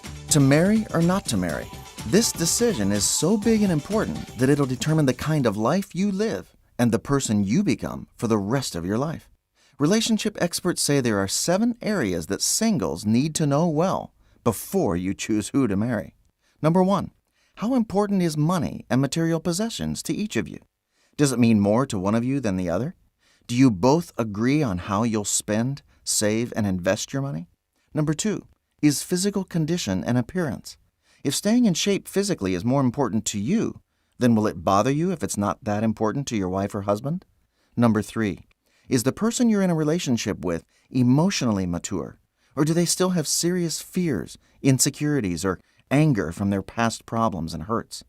Does your boyfriend or girlfriend get along with your family and friends? Does he or she respect you and your freedom to choose? Or do they try to control you? Do they admit when they're wrong and try to change? Number 4 is your lifestyle. How do you each like to spend your time? Will you do some things together, or will you each do your own thing? Number 5, do you both have the same important virtues and character? This includes honesty, kindness to others, faithfulness and loyalty. It's also about each other's spirituality and relationship with God. Number 6, what kind of close physical affection do each of you expect from marriage? Do you both want an intimate friendship with open, honest communication? Number 7, are you intellectually compatible? Can you talk about most things together? Of course, you don't have to match in everything, but at least in the areas that are most important to each of you. But there's one decision even more important than who you marry, and that's whether or not you choose to have a relationship with Jesus Christ. This decision will determine not just who you marry and your life now, it'll also decide where you spend your life after you die. So why don't you ask Jesus to forgive you for your wrongs? Then ask Him to lead and control every area of your life, so He'll help you with all your decisions, including your very important one of who to marry. Just think a minute.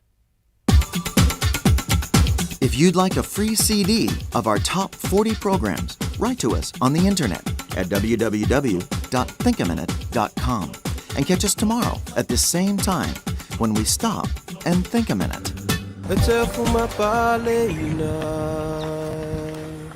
Le pale auro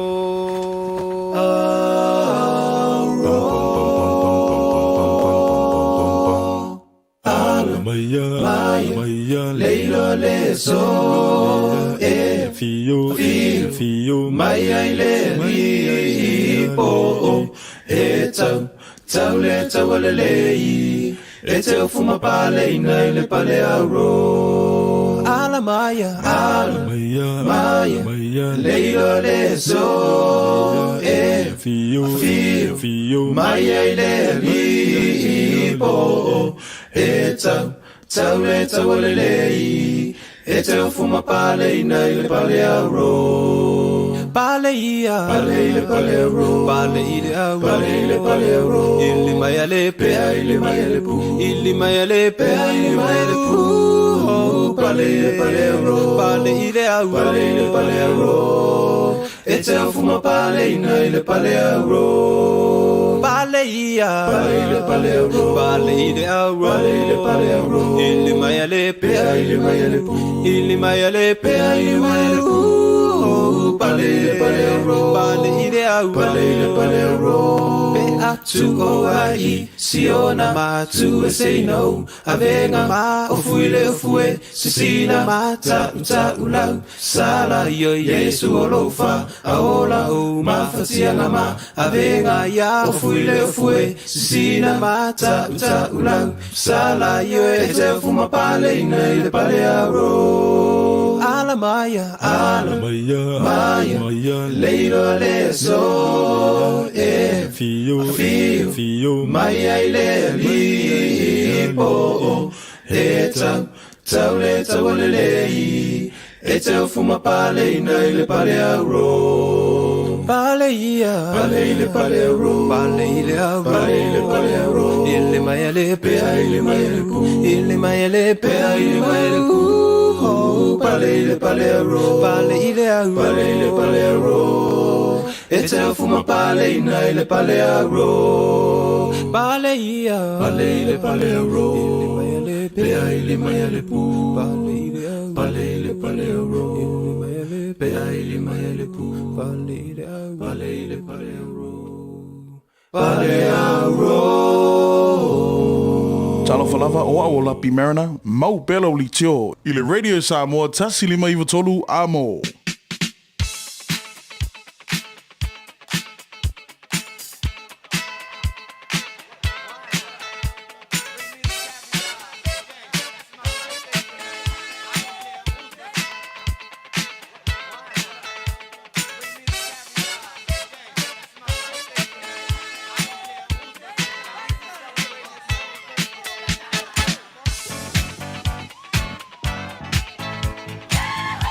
Pomnia ngos whanau mona stofila nei, spulfa ia so me, ole taro whalonga le rete. Sako matala telefoni mo oe tolu fitu tasi lima I tolu no mofo nema no lunga tato emaili. On air at radiosamoa.co.nz. Whapeo oe le lei tele le whainga Facebook mari YouTube sen mai la whamania ngos whanau a mana ia tele lava le nā mo nei Taeao. Ia le lei o tele o lopo I se whamania ngana pito ngaman mana.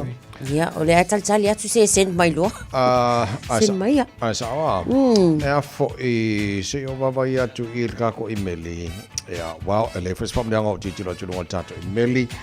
Ia, mal tato telefoni. E manga ia kele sole mol file mo le asori ele ni se o ki do like ki kwa ile siva okay. Foi. Ele se fam dianga o lunga ta. Yes, okay. Il fam dianga le mai fili se ala le lunga le Facebook fa mo le ngan mana le la ka ko pe ko ngole poi ai lo piko le ai okay ole fam dianga mai fili se ala fam dia tu le so fa now mo dia tele lo longa. Happy birthday, my dear daughter. Tele, may God continue to bless you with many more years to crunch into your life. Alofanga may mam.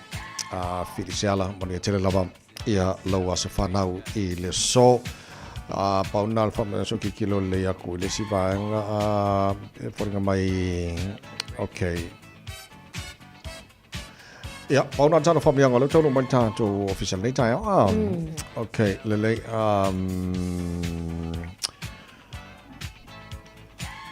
all right. Ja, ole tale pese so kikilok. Ja, mal pese mo si vaanga le fam nato lancho so fana le so. Au fa formal nei tai au. O nei lo was so fana o le se vala mai ato au le popole. Ole mau ke alof kele ya ki oi.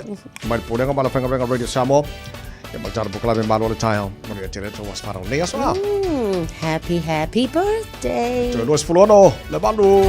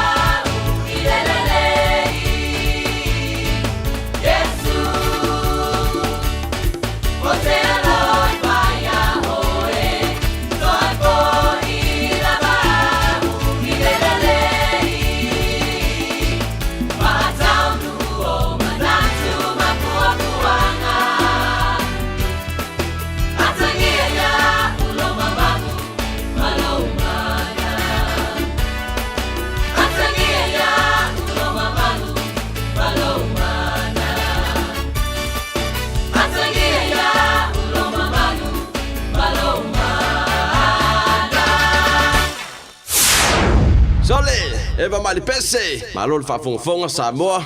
Malo fo ile va ile musika. Radio Samoa #1 New Zealand akoa. Sipso.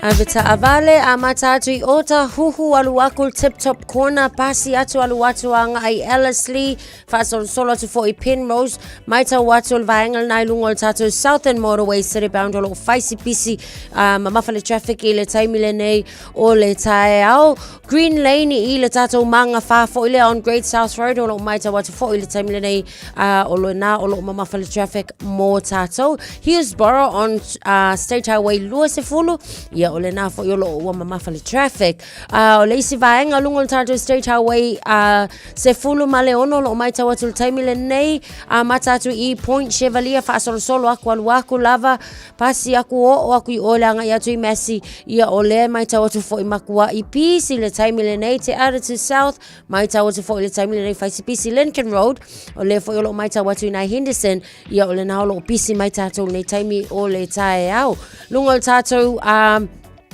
Northern Motorway le taimile nei fai fo isi mamafa o le traffic I vaenga umalava foi o le tatou awala le na anga iatu foi takapuna foi o lo maita watu taimile nei afta vale ia o le nga lava o lo ua matua pisi tatou fai se slow tatou lunga langa iatu awala lau papa malanga ese mai le awala lau papa anga iane tutonu o le taulanga le taimile nei Birkenhead o lo maita watu foi nei taimi fai si mamafa o le traffic o lo iai mo tatou Pakuranga Highway a fai pisi mai le taimile nei East Tamaki o lo maita watu foi faisi pisi mo o tato o lo na vaengal na o le taulanga nei taimile Taeao fe o lolo le anga ia tula nai pap koroma jewelry le taimile nei ia apta vale o le tautua na lava le saunga le mu me ia lava le sa ilunga le awala le utu luas full minutes and ta le vanu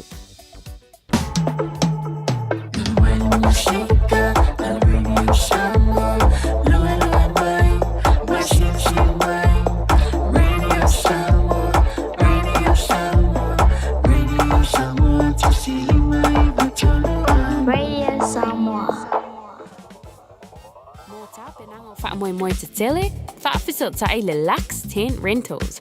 Maua fale ie, gnufoa, lau, stage maisi. Viri mai loa sa Taj Singh I le olua lua, limatasi o limaiva lua tolu. Olua lua, limatasi o limaiva lua tolu. Au kilani saute, o sa ili se Samoa oe malo ai. O le Enterprise Motor Group manukau, o lau fale ta vale wha moimoina. O tele ta vale matango fie filfili mai ai, tele le soani o lau whai ngā luenga mo oe, mo se ta vale talafia ngai, su mai I le 5 Great South Road I nei manukau.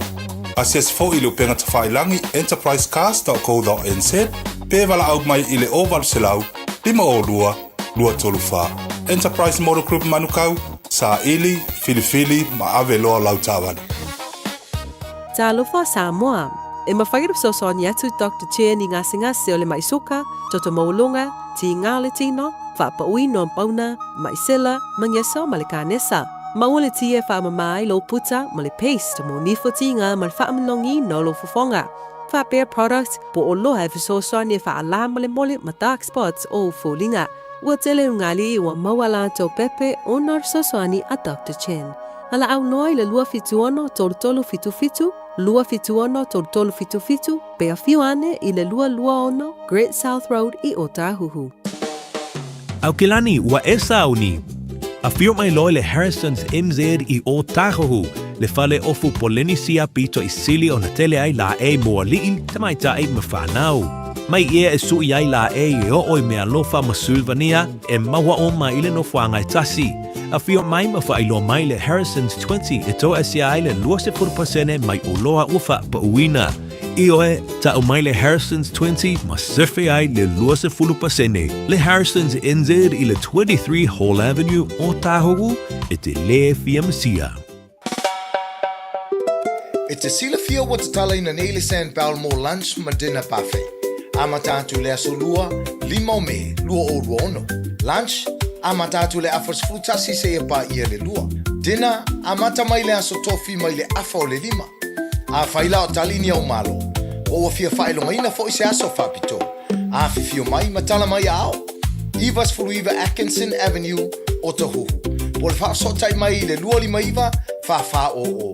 Po le olua fitu, lua ono, iwa o lua tasi.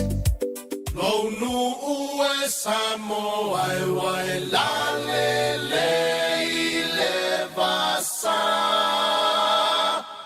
La le le oe inu o le vasa.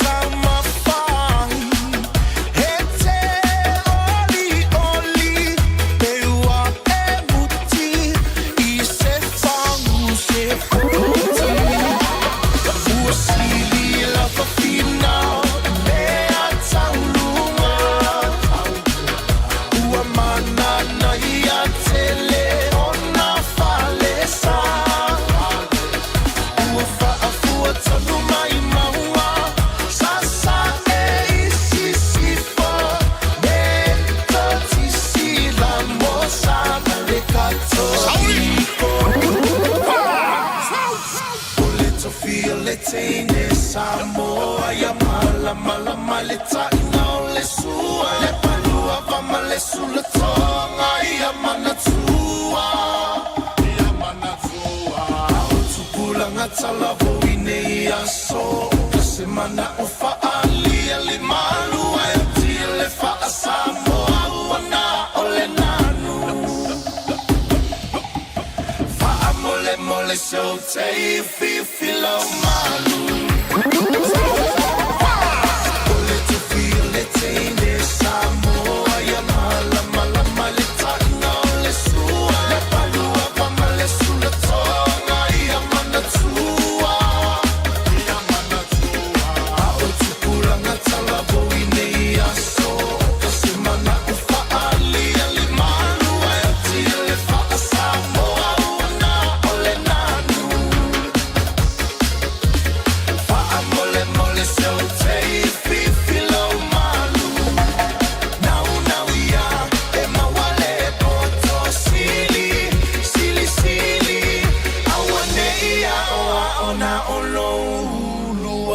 Silly, silly, low, low,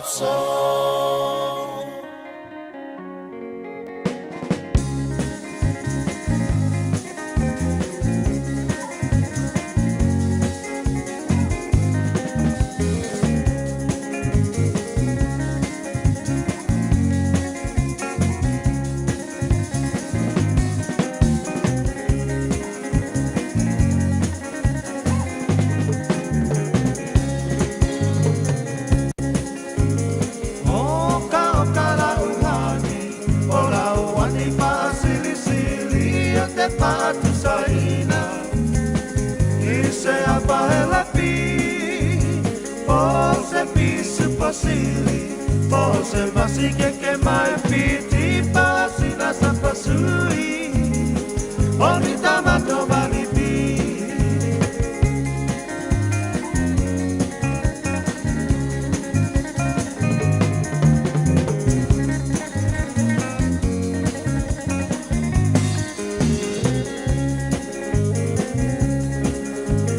apa la va tonu Tonu lau pinangalo tapa hai poipo avane ile malo ele anga ole tatua etele ai ole ti apolo pe pausa pepe ole po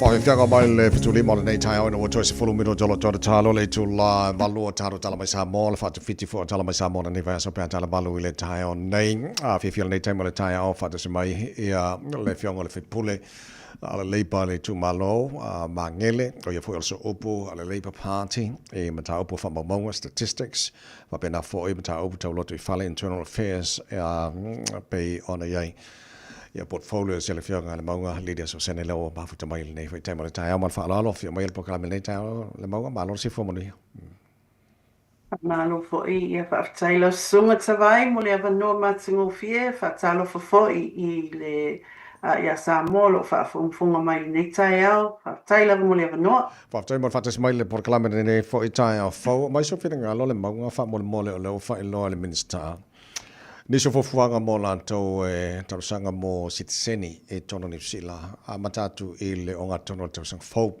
o se me lei lau sila pe Ia, whaaftaila mo le fasili, ia, sa o le ale lau saunoanga o lea ua whaile whaasilasilanga o le Minister Internal Affairs ia Van Velden. O le a iai le test 4 i le onga tono lua o lua fitu a wale whaasawaina mo i lato o lo apply ina le Sitiseni. O le a iai le si fo i stepu e te tau ona malama i a tangata New Zealand mo i lato o lo o iai le permanent residency. O le a whaatapula aina le test a wā ia le malama le i tū o le Sitiseni. So in other words, it's not just a free pass.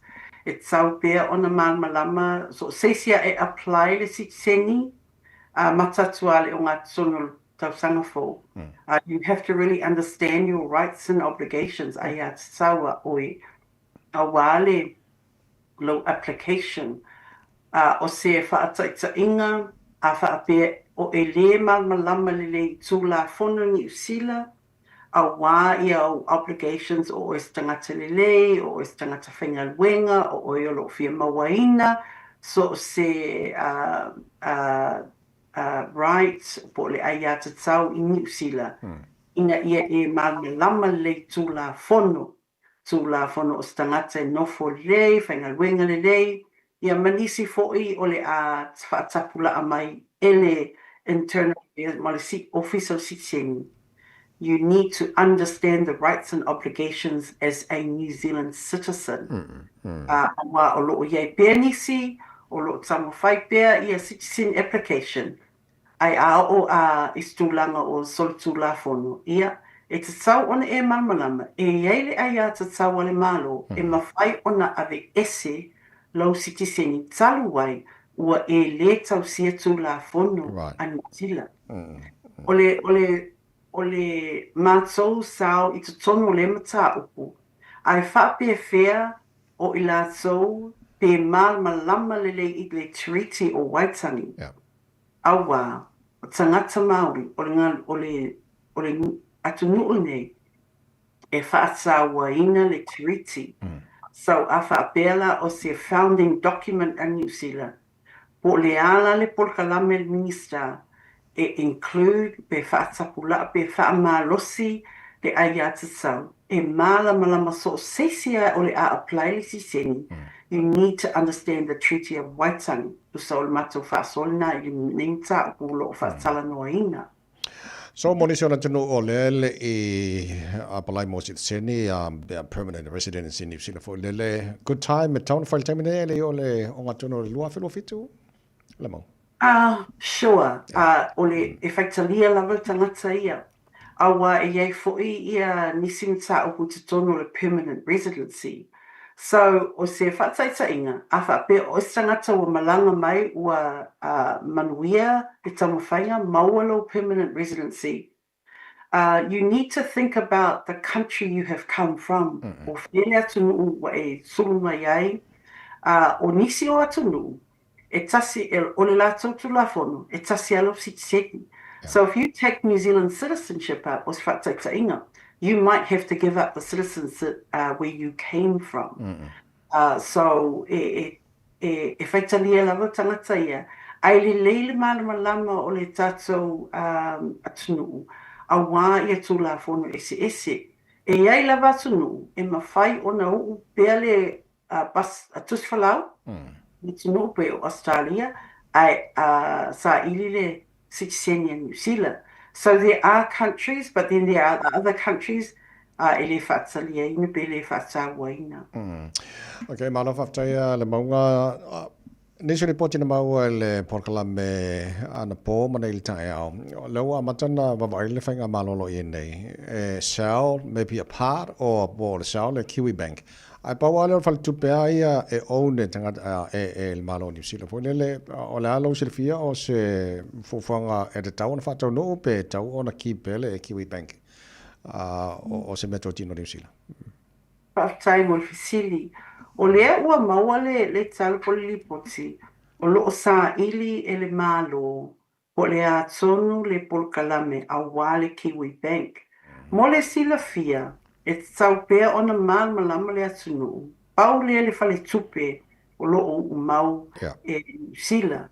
And it's very important for us to keep Kiwi Bank for New Zealanders. Awa, o loo malama pe mato, o loo sa ili pe le malo. Po ani fufuanga, po ani porkalame, a wale whaatupe ino porkalame. A whapea ua iaile mana onga palemia ma le Minister of Finance. E tilo, po le atonu, le lato porkalame, a wale partial sell-off. O loo whaatala noina. E tau ona iaile pōlenga. Pe whapewhia nei le asset holdings a New Zealand. We see. We don't want to have, there's a lot of foreign ownership. O le Kiwi Bank, tusa o le porkalame lea sa whai inisio minister po malo ua umatu. Mo le sila fia, e tau pea ona whesili ngia le malo. E a tono lato porkalame, o le ale mafua anga ua tau mawhai aila tau e sa ili. Inisio fufuanga po nisi. O lono winga, ua o le run out ia funds ma le tupi le legale le finance moni sila awa it's sau pe ona fisilingia le malo PSA o le ale mafua anga ua la ngal ni mta o kul kapinitsa bila ona yaini facility le o le ale polkalame o le ale fufuanga o le ale mafua anga. So these are the questions that we need to continue to raise leading up to le balotsa ya to November.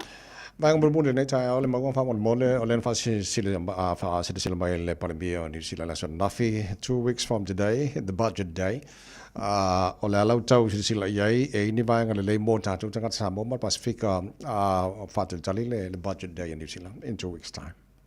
Olo iai mato polinga pei o le silfia ua alu ilunga le unemployment mo Pacifica I te tonu sila po le ono pasene fitu pasene. A o le Pacific communities, wa lunga le sulu pasene lona winga. O whea la o yenginga luenga a along whanau a tātou, to o tele tangata ua malanga atu Australia, taluai le ainginga luenga, le anga le cost of living. Ia le papolenga ua cancel por kalame al whanau, mo le education fees free, tu ainga por kalame ia sa telea ona iele malo si anga, ma financial support mo tangata Pasifika ma ainga. So that is our worry as we go into the budget in the next 2 weeks. There's a lot of work to do. Okay, so mo se kone tolos furolo toi, you did mention whainga palota sa fito November. La se meta ua taun whapnatu tātu tangata Samoa, te pena ia mo whainga palota? Amana what's beer, yeah, o lo o yai was wa yai suinga. Yeah. Amole mole, legisla, you must enroll, you must register. O tātou, e tō ua taingu muli muli. E tau ona wha amalo si, le register, enroll, e pule lava tangata i alona pālota. Ai lema whai ona pālota pe a le register ina. So all of that work needs to happen in October. Ia ai wha amanatua tupea, ia Samoa, ia manatua lau pepe pālota, enroll. E mawhai ai ona maua lau pepe pālota. Lau whengar whai pule le maua leaders o sene, whawhetai tele lava mo le tamira nei Taeao, mo le ere nei aso. Whawhetai, manuele aso. So for ya le whengar le whai pule le maua leaders o sene, Labour Party mangele, tau tō mo le radio Samoa Sfalima, Eva tolu a mo ina wata tonu nei July. Malu smaila whawhonga tāru tala mai Samoa nei Taeao. Usi mai alau whaafofonga o le whaapoponga fo ele nei o talafau mai Samoa. Awina sa mai mo oe e lau leiti o whalongolongo le Radio Samoa. Tasili mai iwa tolu amo. O te toi whatalo whelo tātou o tino o tātou whelo ai fo i le nei aso. Ia wafo i le ngā ruenga taulongolongo tala mai Samoa. Usi mai alau whaafonga. O le miliona lona tolu na wha safua. I fono whaavaia i tū malo palo te limas fultasi le tausanga ua mawae. A o lumana i aile palo te tele ia au kuso le tausanga lua o lua lima. E o mai le teime nei, o lo tuli pea li poti o le whaonga ina o le fitu se la wafe o lea miliona. Ma ua wha iloa le te tai o le malo le fionga i le pāne mia, susunga la audia le mali atoa le ua tea polate wafosi. O le mafua anga leo le tuai wha amatu atu, o le tolu se la wafe tala o lo tutoe a toa ai le miliona, a ia fono whaavae. E mafua le tuaitu ina atu e taitai fono sa ia i mua o komiti o li poti. Ina ia tausi si ia inga o le wha ailoa pēna wha pēwhea. Ona wha o ngā tupe o le tufutufanga mua o le tasi le miliona lona tolu. Ina teimi le nofua inga le paia inga se furufitu a le pāle mene. Ma le ua whatonuina ka peneta i tu malone i fitu. Ina ia tu ina atu lo le mata upu i le loi sili. Mo le sue ina po le ale mafuanga wa tuai ai. Li poti muri le fitu se la ua fe o le miliona lo na to. Tu malona i fitu. O le ua poloka ai i le taitolu se la ufa mamulu. A taitai fono fau o le fia whanga ioi. Peitai ele o mai ala tu li poti tonu e o mai lava i leso o lo tuli pea.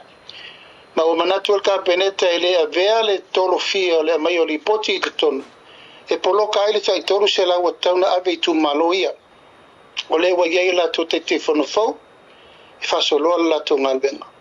Ma u fasea tu nei ta upu le tonu le loia siri mo whanga ingo ina po aisi tu langa mo mia.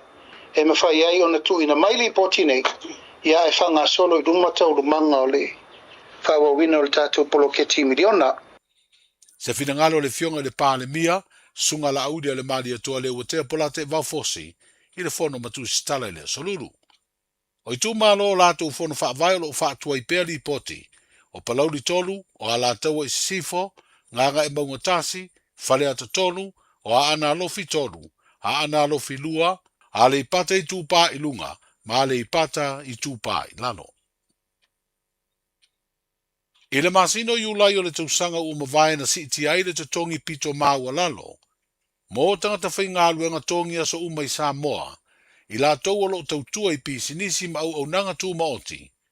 O le ua wha iloa le te tai o le malo isi si tanga, e a matatu ia i ulai o le tausanga nei, Se o atu ia iulai o le tausanga fōrua o lua fitu, ma le masino iulai o le tausanga e lua afe lua valu. E fast food sene le si itanga o le tutongi pito maua lalo le minimum wage, leo lo fata la valu fast sene nei le itu la. E o atu le aso mua iulai o le tausanga nei, ua sii i le 5 ta la lua sfulu fast sene le itu la. O iulai o le tausanga fōrua o lua fitu, e o atu iai, wa 5 ta la ono sfulu 5 sene le itu la le tutongi pito maua lalo. Ai o iulai o le tausanga lua o lua valu, e o atu iai, wa si i le ono ta la 5 sene le itu la. O tala fe avea i solo i lunga o penga ta wha i langi, pa fesilingi ai pe ai sea ua tua iai o na maua wha amarianga tau tupe, mai le tau i e se 10 miliona ta la mo tangata uma, o le itu malo sa fata.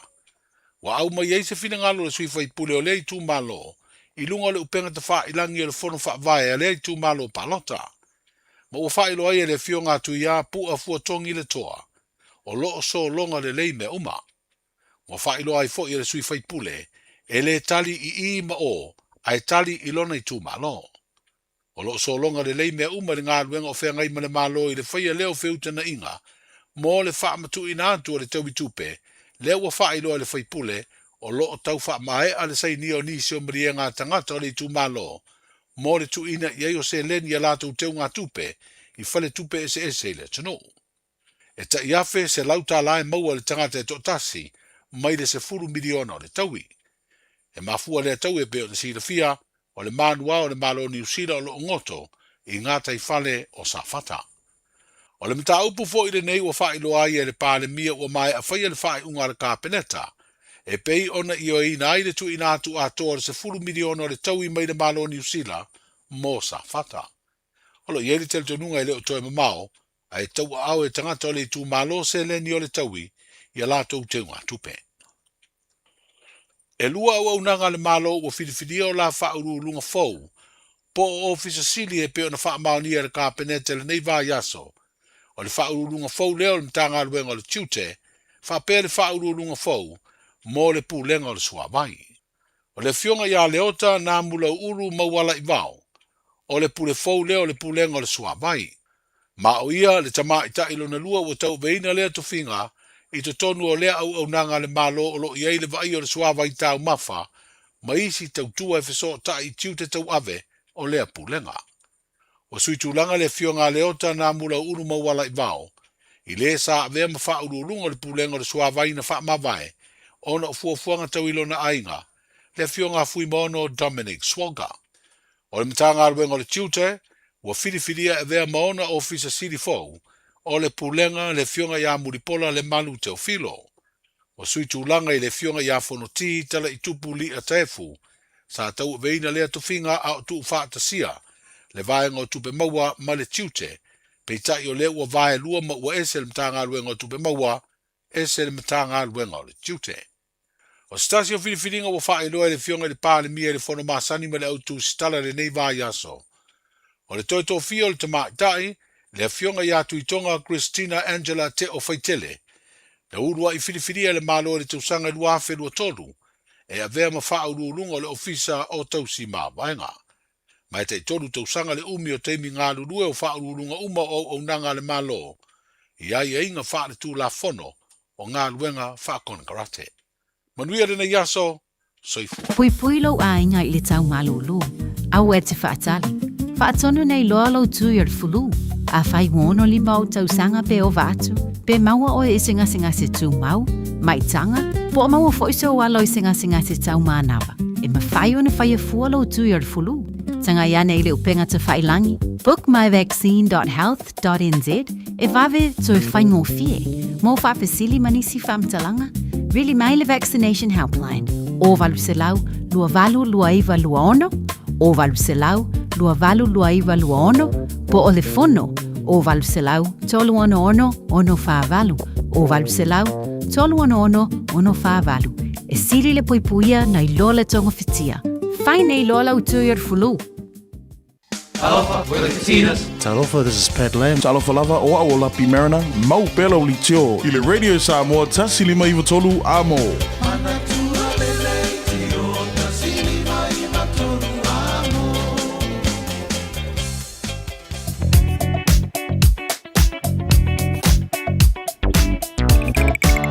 Good morning, I'm Tavalin, Native and Taeao, Malu, Foy, Malu, Silo, Tami Masani, to allow oil tar, Bokalame, Abdabal Umalava, Baita Maito, Womoni to Maitila, or Taeao.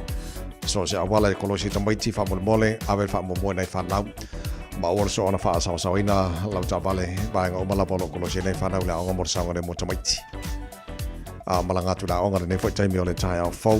Time PC neola walam nanga leo tau fayusu umara tunu itute manga wenga fa pena foi nai matu mori to maitila onga the Taeao. So take it easy lunga la wala fa mon mole. Lunga lava yo highways mo tato lo malanga mai North Shore anga tau langa Kilani.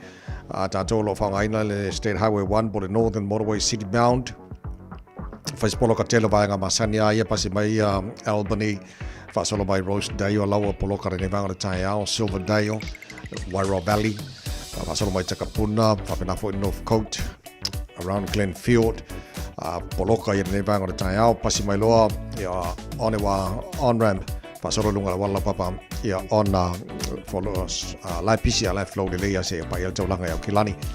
Tātou la malanga mai North Shore, i lesi awala mai tua i le highways for Valu, pasi mai Green Heights, live PC, live flow, pasi mai Hobsonville, Poloka, i le linki mas Valu Sfuluono, Westgate, live PC, live flow, pasi mai Royal Road on-ramp, pasalo mai Lincoln Road on-ramp, Matiara to on-ramp, Poloka ia ne vanga o Taeao, Western Springs, Point Chevalier, this way vanga faz Poloka Sfuluono, tātou malanga mai Sifanga taulanga Kilani, malanga South Sfuluono taulanga Kilani, ia fe mai Luas Fulu, le Tano live flow delay, around Onehanga, Poloka lai Titi lava, southbound on Luas Fulu, Fa'awau mai Luas Fulu, a filma lava lele Luas Fulu, a lai PC live flow delay, Fa'awau mai Luas Fulu, Massey Road on ramp, la for a PC live flow delay, around Puni Road on ramp and Lambie Drive on ramp. Fais Poloka ne vanga ole Taeao. State Highway 1, Fais Poloka pasi mai Papakura, Manurewa on ramp, city bound, State Highway 1 Poloka. Fapena fo ili pasiato Istamaki Road on ramp. For i Fakarila, pasiatu i Highbrook, Mount Wellington, Fais Poloka ne vanga ole Taeao, leanga taulanga o Kilani o lungana la wala. Ya maltulanga lo yai ya le PC fo i lunga la wala so after vale once again fa mole. Alo fai foi nai whanau awel wha mo tamaiti. Ia mol ne foi taimole tae amalanga i atu i le aonga. Tātu le poti la tamare nai lunga o le awala ne foi tae au fo. Radio Samoa, tasilima iwa tonu amo. Malon se fua whaftai le tunu i lau mai momala whafonga ne foi taimi o le tae au le vai ngala tamare nei le talo le taupa vatu Samoa te ale iwai Samoa.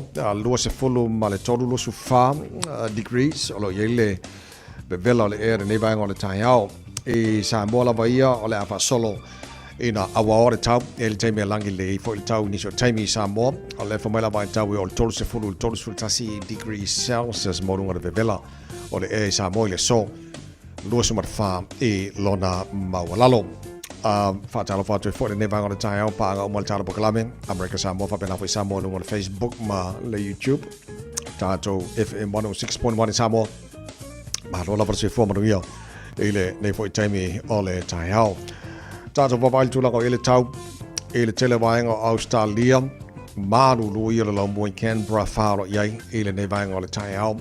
Ole matele na awa lang de lady so taimi se foi val maurunga de Malu ole efa mawina mo Canberra ele nei foi stofi o tato o lia. Melbourne, good morning. Malu lu fo Taeao iva Olo yel maru luar e Melbourne nei taimi o le Taeao fau fasolo na awa langi de leili tau pu awa le Taeao langi de leili aso ato lo sutasi marel ma farfana lo sutasi lona maurunga fa mawina mo nei fa stofi alo se fo manuia le atinu o la papa au sini Australia foot falo il maru lu nei taimi o le Taeao fasolo na awa pa utimo ni so taimi langi de leifo ni so taimi lo se fu maurunga ma farfana fa mawina mo sini Australia nei foi a stofi o tātu o lia Brisbane Australia for dimolo il malulu nei taimi o le Taeao o la fasoro foi na awawa pa o timu mama langi le leifo ni so taimi lo sufa mo lunga nal bevela fa mawina mo Brisbane le so Perth Australia for tolo lo il malulu nei vanga o le Taeao pa vai atu fa mo la vai tau la fasoro foi na awawa pa una i wanga mama ni so taimi langi le leifo ni so taimi lo sufa mo lunga ma fa mawina mo Perth Australia e nei foi ya so tere na vanga Australia mal tulanga ile tau Ira nei foi Taeao fo.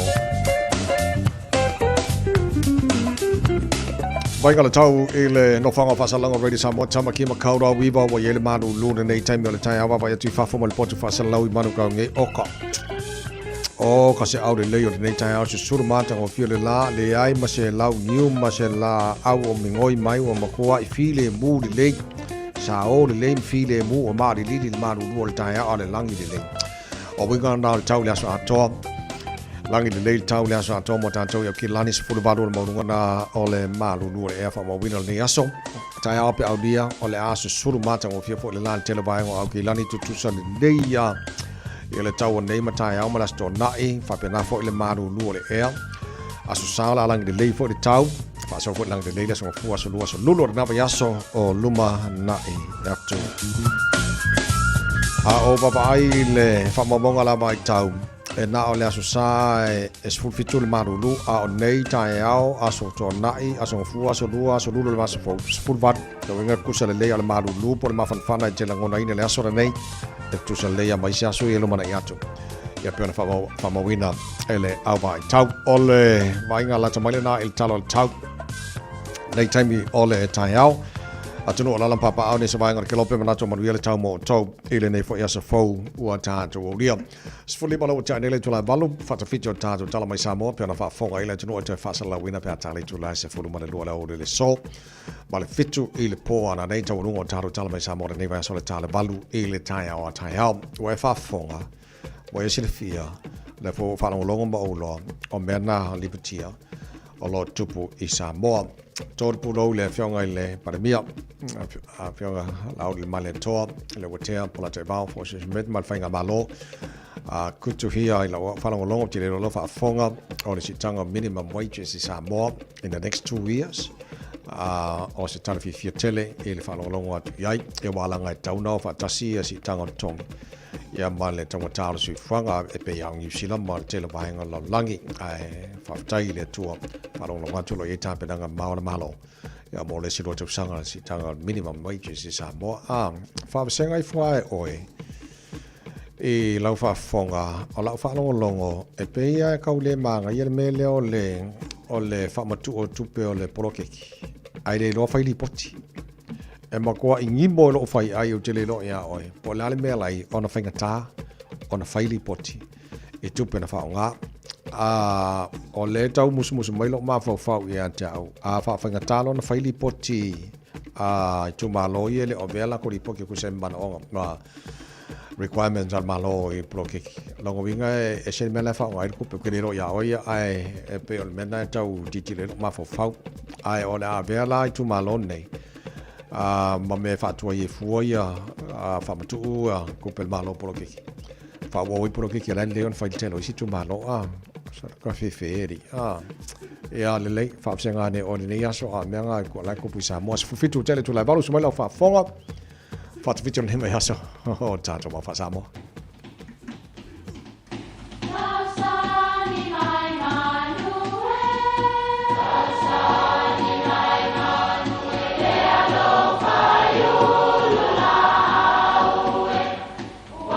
E o whanga manu I ululu o la au, awa e whawhanga I funga o la au. A o le tangata, e whawhanga I upu matala. O le mawhileo o alanga upu mamuanga ngana Samoa maona whaapongai, e a fua I lona si o mianga. O lona lea sao I le whaatufunganga o le iloa whaale aso, mai le tautua se ia o ina pule.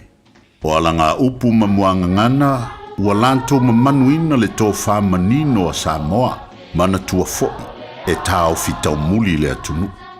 Aua ne I mōlia I le taioo.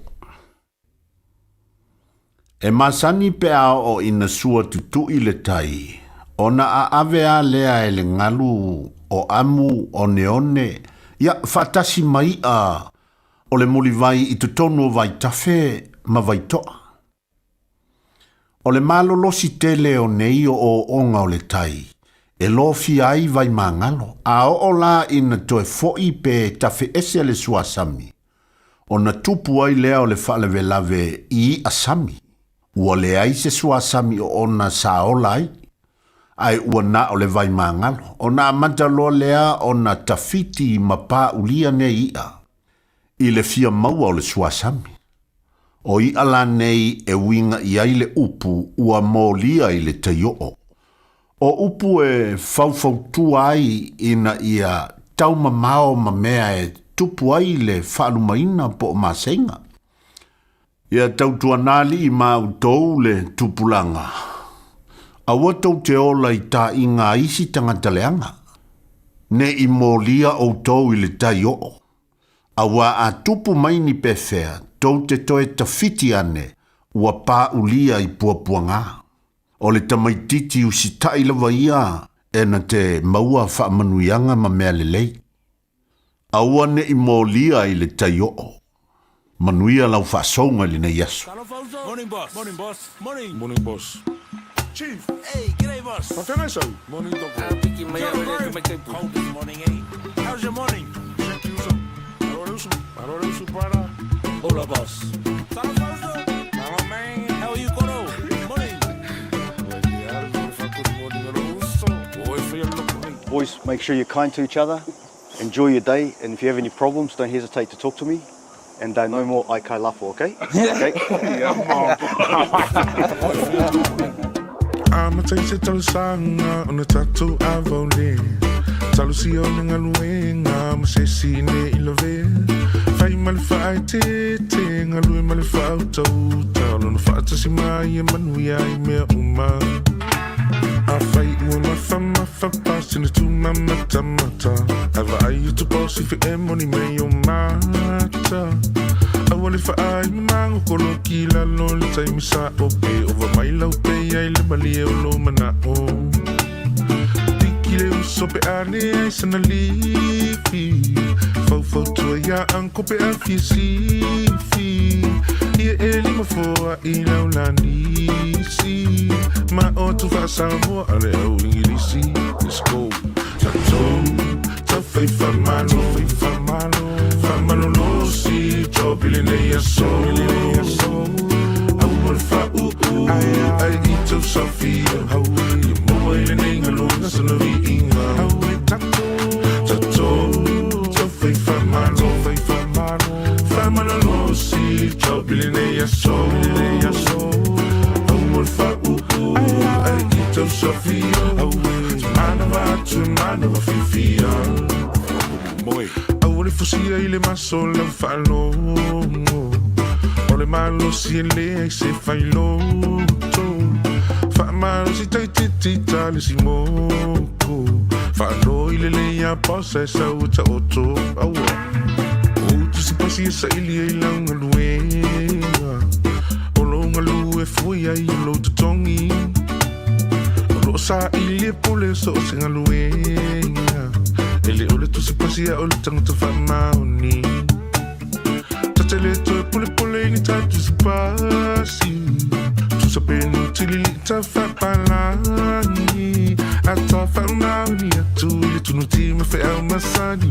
Ete ete tu etangi.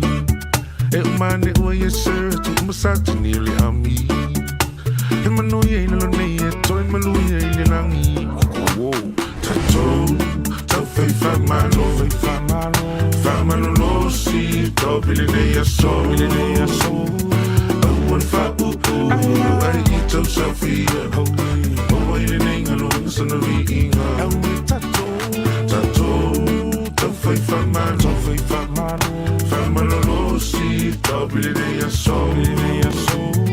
Au fa ai ito Sofia. Manava fifia. Yo, la mai ano. Afai ua yo a ono tutongi. Sele longa lui mali fa maoni. Fa te ala tau langa ona fai leo fuafuanga. Ma mana tu Samoa I lau fa somo se fa mamoli. Fai lau singa masani mali oli. Toi te foi manava ai so ili loli. Ai sei eu foi lá ile a sotongi. Fa tata fa uma au fa ai la mai foi samsongi. Au ai te ai ina ne e se oli. E se tu se aku e fa ali mai pa umoli. Mawalo la unga luenga ko anga I kakalo. Loko mawalalo. Au oi ke tiki e whaalo alo ko anga e whisili ma wawela ua o au ke pupule fua oi i se mea au whainga luenga lai le vale o lai loa mai o le ngai ke pase e unga e se se le su enga lo pasinga o le le i mua lupi le li whainga lau tax mai le i mua o pepa a e usu mai e relax waka kau unga pase me malo i lo pe sau ship, I would get the foul. Why, oi, ituli, ele, usu, mai, Taeao. Back, ship, I would get the foul. Why, oi, ituli, ele, usu, mai, Taeao. Mai, akile, ni askali, e kau, yaskivi, oi, falangi. Musika, sika, mali, ile, su, i fefiloi, ka me kisasi, u, o kilangi. It's a tone, tau, fai, famalo. Famalo, no, si, tau, bilene, yaso. Awal fa'u, ai, tau, safia. Mawa, ile, nenga, luang, sanariinga. Tau, fai, tato. Tau, fai, famalo. Famalo, no, si, tau, bilene, yaso. Awal fa'u, ai, tau, safia. Mana, vatu, mana, fifia. Afaita o e seisi Ia e ono sa i teisi O ala le lo tama wala lo A malu I fale malu fafo Au whainga luenga whea lo fani Mata utile na kamupani E amu ia le na pule siri Ele so ona fire say si Se amu ele na polisi Ele tai fica e say si Tala falava o le siu fonga le neo Samoa le Radio Samoa. A whaia lo o yaimi la pisi e se mai I la pisi maasani. Pei o tauta whaatekunolosi, o tauta mamafa, maisi. Awa le la foia I le la pisi. Ai tanga I ane I le aucklandcouncil.govt.nz/where it goes. E te sila fia ele no fuangai avianga iai. Tāmaki Turuki, all together Auckland. Tālo falava, o loo wingoa o nei mai imisau training. O e mo o mia singaluenga I le customer service, hospitality, po le avea fo I maleo leo, e mawhai ona fisosoani atu le imisau training. O loo iei la mātou au fisosoani, e tai malango ina oe. Ma a whai e te anga waa, e mawhai foi ona e a ongai au noa ma se tutongi. Asiasi mai I le imisautraining.co.nz be vala au mai I le ovalu selau, lua wha, tolu valu. Lo lumanai e amata I nei.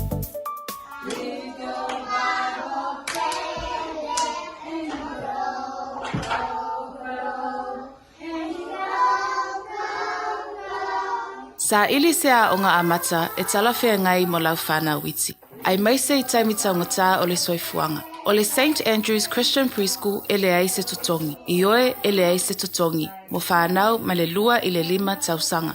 Ta tala le asonga fua I le aso whareile. Iwa I le Taeao a nga I le tolu I le afiafi. Vili mai loa le St. Andrew's Preschool I le oiwa, lua fituono wha 5 tolu wha. Lua fituono wha 5 tolu wha. Toa tusi se Fulu Valu Station Road o Tahuhu.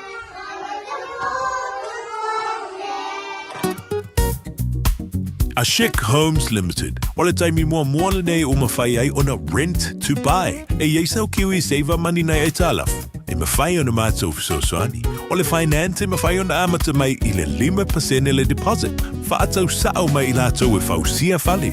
Whaingo fie mawave. Ashik Homes Limited. Whafso tai mai loa Shemaima I le olua tasi lua fitu o valuli maiva.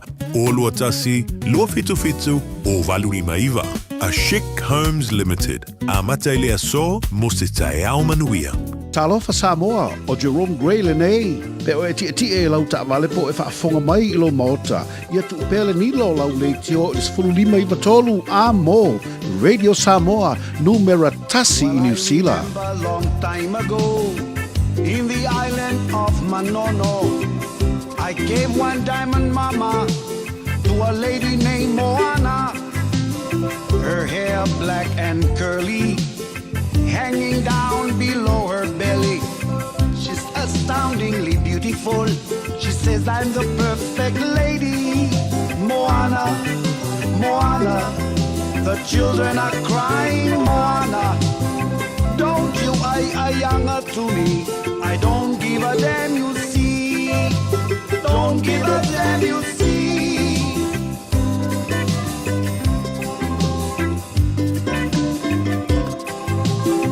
Moana, come over here. Would you please marry me? She says, I thank you if you love to me, but I'm afraid of you. But I'll speak to my daddy, my uncle and my mommy. Oh sister, oh brothers, yamal mako ay nga ako umalama. Moana, the children are crying, Moana. Don't you ay younger to me? I don't give a damn, you see.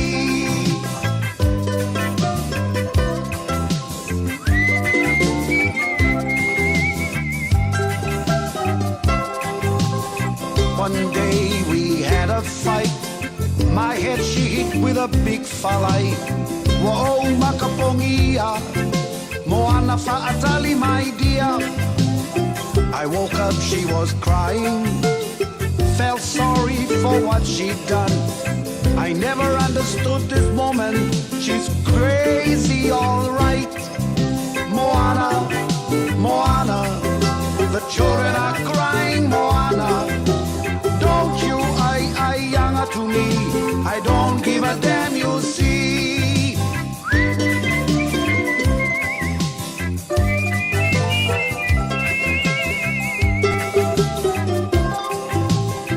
My Ingilisi is not too big, but I know your conflicts. If you say no to me, I say no to you. I'm sorry for my wrong. You bring me plenty money to give the fa'alave. Moana, Moana, the children are crying, Moana. Don't you younger to me? I don't give a damn, you see. Moana, Moana, the children are crying, Moana. Don't you younger to me? I don't give a damn, you see. Moana, Moana, the children are crying, Moana. Don't you younger to me? I don't give a damn, you see. Don't give a damn, you see. Parana, Jerome Gray, Moana, le tau tua rewene Samoa's for lima iwa tolu a momo Malitemi o le tara pokalame tua ile.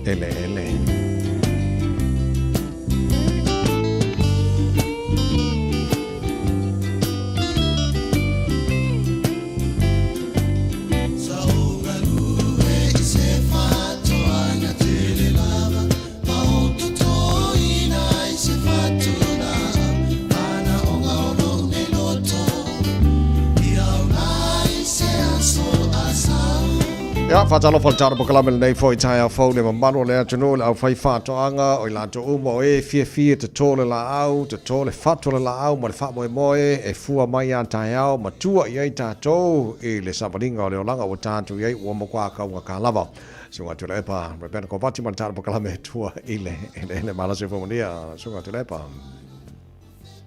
Aloha te la sunga ta vai mal tatou fisa pasal la ni taia fa talo ko tol pai mo malu Samoa lo ka ko fo mal tatou ko klam ni taia fa malo se fo mo mal ngi mal fa ngale la le usulu mai fa no te mindi ya so na wa maru fo ili wa ba e ba ga sulu la ko maru ah ya ole ma tu ole otom le tati e ka peli o machine ole wita o you la au kusul ba ka ve so malu keminga Saturday. Malo fa time mole ne foi Taeao fo e luana vai nga tati fita na noi nei Taeao minerals e fa pena foi male aloe vera ta matala minerale fa mole. Ya, pastai ele va se pengi mo se pa fa mo i me ya nga tele terminal fa su nga mo ta ku e mo ya le ngata ole to ino la ta funta tu mam la mele ta te ai ta ma fa le tunu o vaselente nei ta tu ta no vitamini a vasola nei la ta no minerale mai o minerale le tonu fertilizer le fa ngala fi vatanga ile mfai na tato ftang fi aisha mo minerale mo fertilizer ngale be ma etangata ma tingal ma aula o tisana le tu o plan le tu fa mai aula tu te fa liwina minerale ile awala mfai fa ngala tangata I tino tangata minerale le ina mfai tato ya fala out la ngana fala out o minerale mo la o calcium le mai ngai marlo se po nai manifo o neu soltino e au hoi ni poloka le toto e marlo se hoi masoltino e o me aila mo mai o me ai mo le susu o sa tin ka mo sa kingi fala au lan me mata sesame seed e me ai ngai mo chlorine o le calcium o le si minerale o chloride e a mai ngai ngau se le acid le fa malu ia me ai tono puta yo me ele mo ele masim pa ele mo ele po na mineral le pinta to aisa o mai mo ele chloride o le chloride o le masim pa ele si mineral le magnesium so mai na ngai po na ivi manifo fa malo senifo po na ivi manif soltino e masoltino o me ai mo ai o me o cereal le eta o le wheat piki mo le polisi mo le cornflake ia mo me o nuts e pi ngati mo le cashew nut and macadamia nuts me fa pena ia o sesame seeds mo dried fruits ia mo green leaf vegetables ele silver peas mo le lettuce mo kapisi o le magnesium na o le phosphorus o mai anga mo po na ivi manifo anga fo emiti ia isi o me anga mai me aile ai mo tino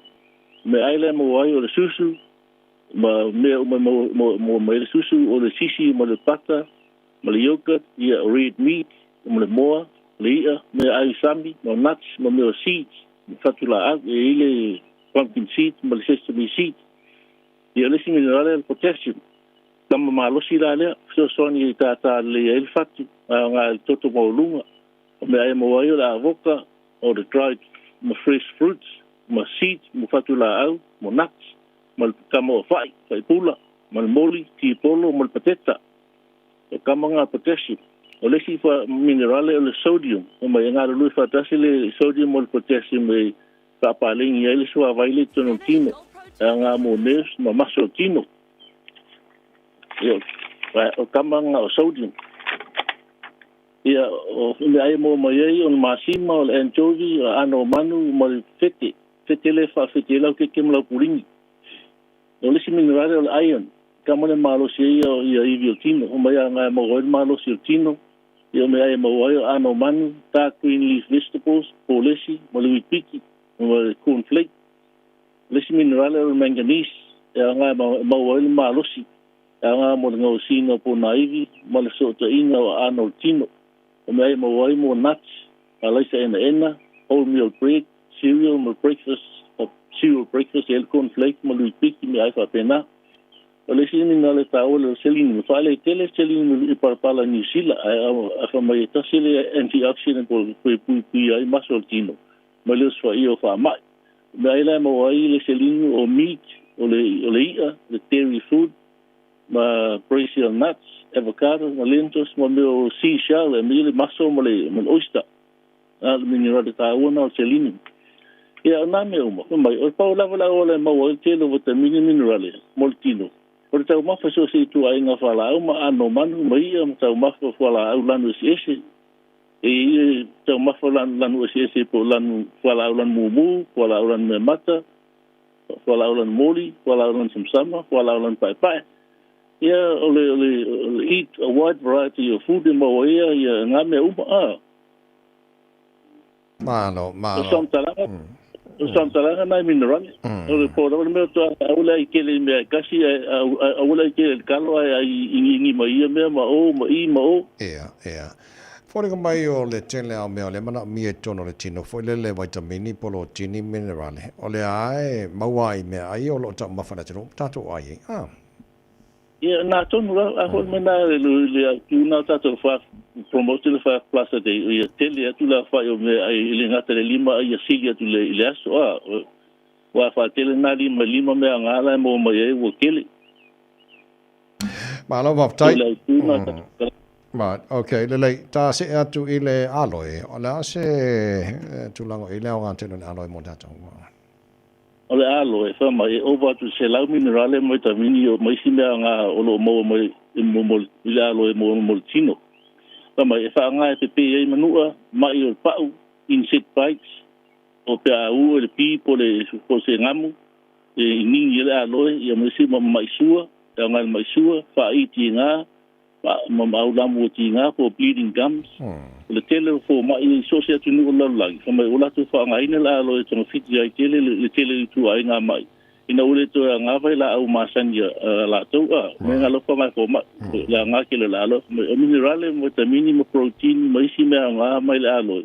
O le pawa malo sile so sani malo sili pia ino me whale tonu tino. Mai oisi a ngā la aloe, mai te ai ti ngā tonu pau. Pa te aile le mangeso, pa amusimose le pa o tino, o e me ka ensign po mea o la ngana la to te wha amalo sia le vave o na pe o manu o tino. Nga te wha angai o inga fo leo lo muse le o pa o tino. E te aile ve vela le mu, a hape na muro li mo se vave vela. Ningi la aloe ke awa, ke mga muro li mo whano kwa pe ve vela mai whalele, ia tamala la aloe ke aile le ve vela na o le mu. Ia matu o ilalo le fiva, tu o ilalo le fiva pa inu le aloe. Ina te tape ina fo meo fungus, meo polonga. Le pe o le otu le oso pa o tino iste. Ia pe la ta mga uku. Ina te poloka ina fo fatu te le ino o le siamo o virus. Le virus, matu le virus, il siamo le mo fulu. Ia kasinga ngā aloe. Mai ngā fulu e wha mai tō tonga tino I detoxify your body. Ina te ploka ina leo lo siama leanga. Ai wha amalo si leo lo siama le lei. Lalo e ngā iso se mai il pau I peo le mu, o le mao sia, o le pau po sunburn, a mo ele mo mu, o le pau le lai longa lunga le safai. Ia ngingi la aloe ki aile le mu, me ngai mu ki le pau tino. Ia meo insect bites, pau se insect. Ia mo so swafi tauri la wal pa uma me ole amo le eczema kasi nga ko fiki le eczema ia fa mai fa ngai na la ro fa mai a fa pe mo so swafi tauri le pa ala tipi do la wala alo na ninga ele or va na le to no fiki le pa le tiao le nga to no la le alo le me ngana le ni manu po la la me le to no fiki le pa la alo ele nga te fa mama to to le ngate o wha mai tūtonga. Te whoswani whilawhita o tino. Te ai le ono tino, wha tupu te leina ere, tupu o maso tino, wawe pe ei manua, a ngā pe o se tui ona. Whoswani wha lea tidi ai le wha maluino me ai. O lo moa supermarket ia aloe vera drink, le brand nga moa, live stream aloe vera juice. Kamanga e in so uma. Yeah. Kama yo le aloe, it heals from inside and outside of the body. O le ngana la aloe. E o la aloe la, e o la I no whanga mawhanwhana, e o la ho te lo vai ngā New Zealand. E mai sana whanga mawhanwhana New Zealand, e o la whaina o la I support plant, ba huna tō la palpala. E kamanga e le kaufu e kasi afu ingal vai aso, e o la tuafa. Kamanga e o la tuafa, kusara pe le ingi vai e o la tamana o aloe. Pio swam talanga na tamo aloe, kuanga fa alesa o aloe, ka mo sa aloe le super le garden center na mo aloe. Malo, ua tele nei vai ngā, mana ia maleo ngā mōle whaafong mai le tino, ia malau fui whanongo nei Taeao, ia mātango fie. Ia wai nei ai ngala ia la tu aloe la tol fale. Ia mo mako I lengi aloe. Ia vai ia waki aloe a Samoa aloe mai fui ngisi ia aloe ar ko la aloe.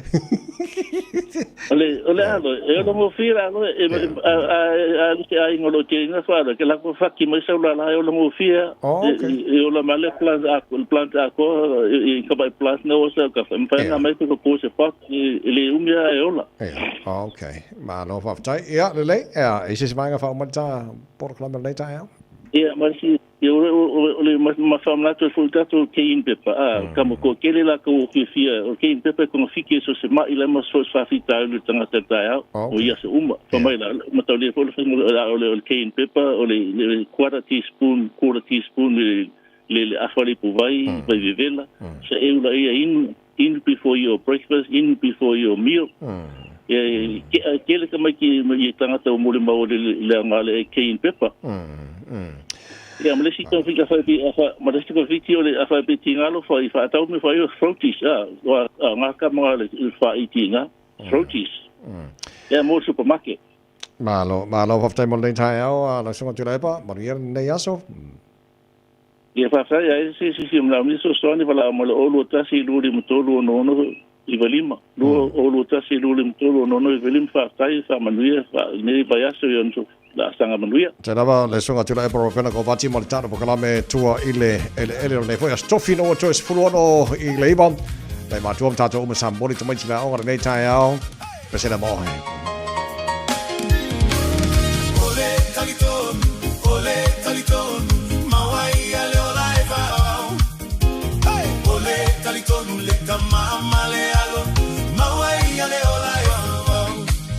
Hey, ole taliton.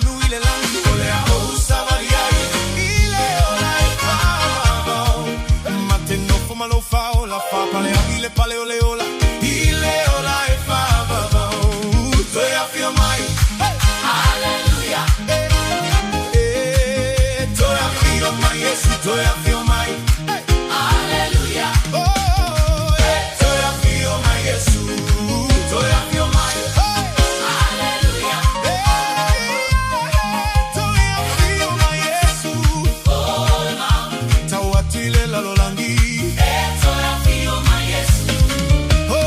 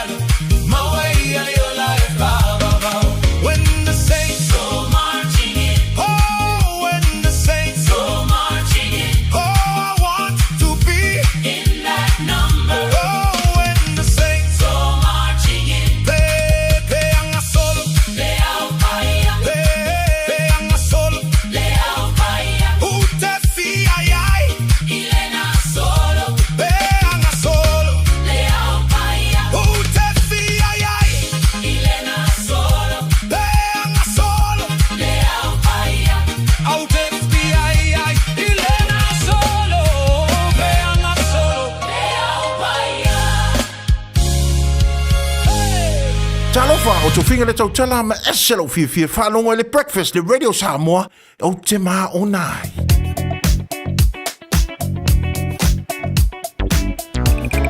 Talo fa ta vale nei time le Taeao le ta to report fai mai wala wala nei foi Taeao fo malo la foi malo le sila lo ye pe mai ngo lo foi si poloka i lunga tano highways fa pena foi tele ni se vai ngo le awala e nei foi Taeao mal fa moi le toi tamai tila o ngare nei Taeao ta to matua malo la ai o le papa ya tu tela na vai ngai lunga la wala no fa solo ina felo mai malanga mai sifo au follow le lei mai ya le link for full balu anga full wono marang mali sifo anga tawanga ki lani just around Morningside Western Springs lai mumu mai na banga lai poloka luas fulu la tom ko asia lau pasenge mai ale tano Point Chevelia pasoro mai Mount Roscoe on hanga mlanga malaba lele e po tau felo mai for the piece nei Taeao fa wa mai luas fulu na around Lambie Drive on ramp Rainbow's End pauna banga le poloka man nei banga le Taeao mumu mai ele East Tamaki Road on ramp fasola try High Brook around Tip Top Corner Mount Wellington Ellerslie Pin Road so to Mount Poloka nei banga le Taeao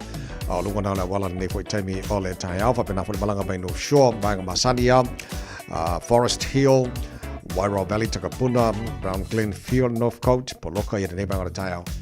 Okay, lunga la wala papa se pai el taulanga ia kilani ole ta to the Spotify rena mai lunga la wala nei foi Taeao fo ya after vale o le tualalo lava malfa manatu a le Radio Samoa ia te oe ia mara tualava le belnei o le saunga le mua oe lo whapoina ta vale saunga le mua pasese o le tono ta vale lo e whapoina mara saunga le mua ta vale whai malanga so se vaenga la wala le whai malanga le nei aso o loo I yo a ao so iwa mino tolo John Talented o le tula e iwa a whawau taro whapifanga re fo Taeao fo to whakameke se whaskako ka wanga di kaya Malu whai maata mai kaya whamon mone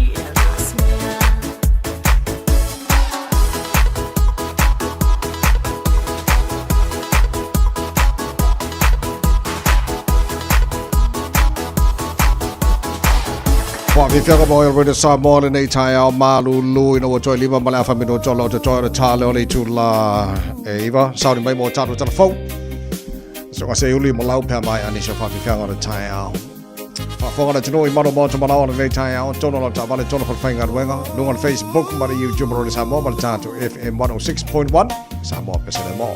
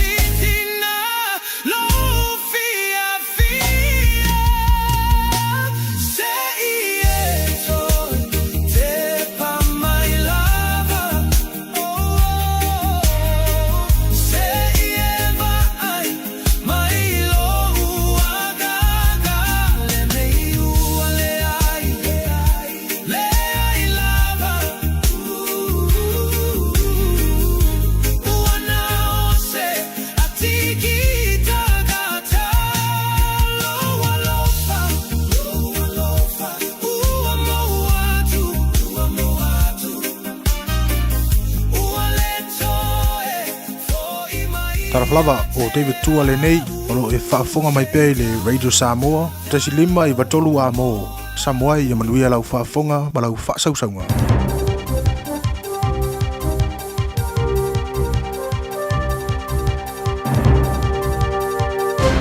Talo fat fo tapo inga le tunu nei tula le aso fa mai tala mo lau no tapo mai o le tau sanga mo fo si se ala lau papa lo na lue lata ile ala lau papa o ye nei Colossia le si tu o kilani no shore wo fari ele puli no o kilani Wayne Brown wo fe te na ia I male inga iluma la na tau langa e yelon to tunu e tau de fon fa to no le tau langa ona a wise fai unga fai muri fai Ta fali ai le minister fela wa inga mafau sanga te tele Chris Bishop ila so luar vasone. O le masina fo no le malo e for ai le awala Colossia mana na ai fausia. Ma le fatinonga e fatino ai mole ala Colossia lo tafsanga ina pe amai a yesai linga. Sa lango ina Brown ia se ala Colossia fausia ile sino fonga tu sami wailo ai o le meola reef. Lea e yese vai ngor papa ma ngoto ma fa awa tuai ile sa o nga sami ale waite mata hapa. Ai petai, sa fa le bishop, ele o yei lungo le lau mo talananga le tarsanga. Ai sa fa le Brown il Borgalame le Ryan Bridge today. E na tele ilo ino se fa ungo le a fa ia fa ungo yuni. A mana mi ia malo ngā rulu e ma le fona fa tonu. I fa unga e fa ia mo fofuanga fa I te tele. Mai e tā ua ai le whea ngai ngā le Auckland City deal sa sai ni ala te mai nei. I se urua I whai ngā pā anga I le wāre whai ngā malo whaaro tue whale ma le whai ngā malo e mana o mi ai tue lua ngā rulu e whatasi ma tā upe pe o whausanga te tele whale whela wainga ma tina e o te mauainga. Mai e tā ua foi. E le ise winga o le whausio se ise ala lau papa saso o ma le ala lau papa o ye nei. Mai e fina wai o le a tile tue ono kiu ma poloka ta avale I tu o mai lua o le ala lau papa le tau iai awala na ta avale o aipo motorway. E tali tonu ia Brown, e leo tilo ia sui o le malo I vaenga au tua fuafuang whata oto mo le tau langa. Ma ia wha matala I nai le tau sanga o le alalau papa e fausi so, ma le alalau papa o ia nei, o se alalau papa le au vale. Ma ia whali ai, e mana o mia le au ino le sona mai le polokete le fausi o alan foafi, a le tau langa le City Rail Link. O le are ai ma se uporenga ngana ingilisi e whao ngai ne tonu al whare aina a le Rumaki Cafe e le au whainga ruenga ai pōtanga te whātau. O lea whare aina fōi rotorua, o lea tā pāina I tanga te whātau e tāu te tala naoringa ngana Māori, pe a Savalia to tonu o whae toa. O le Rumaki Cafe I le mangala Fenton Street o whaia le tā panga e whao ngai na naoringa ngana Māori le teimi e te tala I ai ulai. O tangata whātau o le alangalongo ina tom whai tau te tala I ngana Māori, o rono winga e se upo, ele se upo ringa ngana Peritani e whalongo ina te tonu. Sa longo ai le tamatai whātonu o le whale aina Miraka Davis I le Porkalame le checkpoint le Johnny Sela. O le ai se lato whātinonga o ni whailo I lova aia. O le whailo ai tangata whātau I le whai ngā runga I le tūlanga o iai, lo lato loa o ringa ngana Māori, te reo Māori. Faria Davis, ile mana na o ia fale aina te ena seisi. Ai o se ava noa e fisoso ni tangata wha wa waile lato fōraunga ile a o ino ringa ngana Māori, ma o ieilo foi e tu wau, o le asi o sio meanga, o le a le fia nisi o tangata whatau. O se tangata whainga runga mo tangata lau tele kau kauste Queenslani Australia, o I whalia, e wha lua ia stei tasi o na whaiana tana noanga ma tangata New Zealand. E wha se atu Australia e se mea o iai. E nisi o mata upo e paule unga e toe o iai, o le toe tali umai le New Zealand e. E si lia ma le fast food wafe o tangata sitse New Zealand sa wha se atu Australia le tausanga o mawae. E si lia ma le se lau tangata e tuon malai vali le New Zealand i le ase tasi. O le vanga telo i la tau i le vars food valu ma le tosu li ma tausanga o le mātua. O le tamatai pule au le no whanga ale ne Rang Neighborhood Centre, Vicky Rose, se tinaki wi mai Levine, in New Zealand name. Sa ia whaari ai le television New Zealand, o lo whea ngai marasi I tanga o le numero tangata kiwi e taunu atu Gold Coast, e au no mani tā pēna penanga. Mai ua nea I le whitea I mani whaare velave. Sa I tā uai I mafu anga le lei, o ainga e Australia, paure me mana na oi o le vala au mai ainga I New Zealand e anga I atu. Mana no fwai le isi tu o le vasa tā semane, o se mea le lei. A wai le lei te tongi, le lei le tau. E mo fai foi ona la tūra no fa whaatasi se ia mautu. A e umaloa le lua mai aso le mao se ngā luenga. E au noa le malelo la mo di tupe sa winatu o na fa si un tua lo le o le tonu atu o le no fanga e so soni tangate fte ya in fa fitauli ro fe ngai tangate kiwi le ni me no fai le ni nga wenga ma ai nga ye fa fitauli e fa ta mo ina foi no fanga e foi na ta ma fa mo fo ma fa tu pe na so soni ai tangate se lau limas fu fa mo sa i nga wenga fa le rosel kiwi en se o le vanga telo tanga tele porkala me suenga luenga ali you, me and Ozzy o tanga te kiwi i le imas fulu pasene ma le tors fulu le imas fulu pasene o le lusa lau limas fulu tanga te le vai aso e whaungaina le lato tautua mo tau mafa maua fua o tanga te kiwi o se whai te au pākere mua sa e sa waina ta maonga e tō whai ni abi o whaurunga li College St. Peter's College is Kalai Street i sidi ma le luas futo sanga o whare pui pui nei mo le fitu tau sanga ma le vana masina. O le whaasalanga ua whaia au longo i la tō sa a fia i nei sultu la whono e whaamasnonga i la sona nafi i a fianga ua fia i lana sultu la whono. Sa mo atu whaailoa le Johnny Sila o le pākele mo le St. Pete's College, Rowan Donahue, sa e tau tino ina le moni o lona sa waino tamai tō wha i le a onga i wao le a whaipsalau iwas furuona, ma le luafe. E talu mai le taimi sa whaailoa i fo ele le Johnny Sila. O le tau tinonga tona hu o nei sa wanga ia mionga whaunga ri. Sa ia longo i tai o lana i tu ainga le Society of Mary i le lua whimle fitu. E pei tai. E na te le ilo ina po ai le tangata sa whailo ilo na whaai tio. E na ilo le longo ina i le tu ainga le Society of Mary o leo.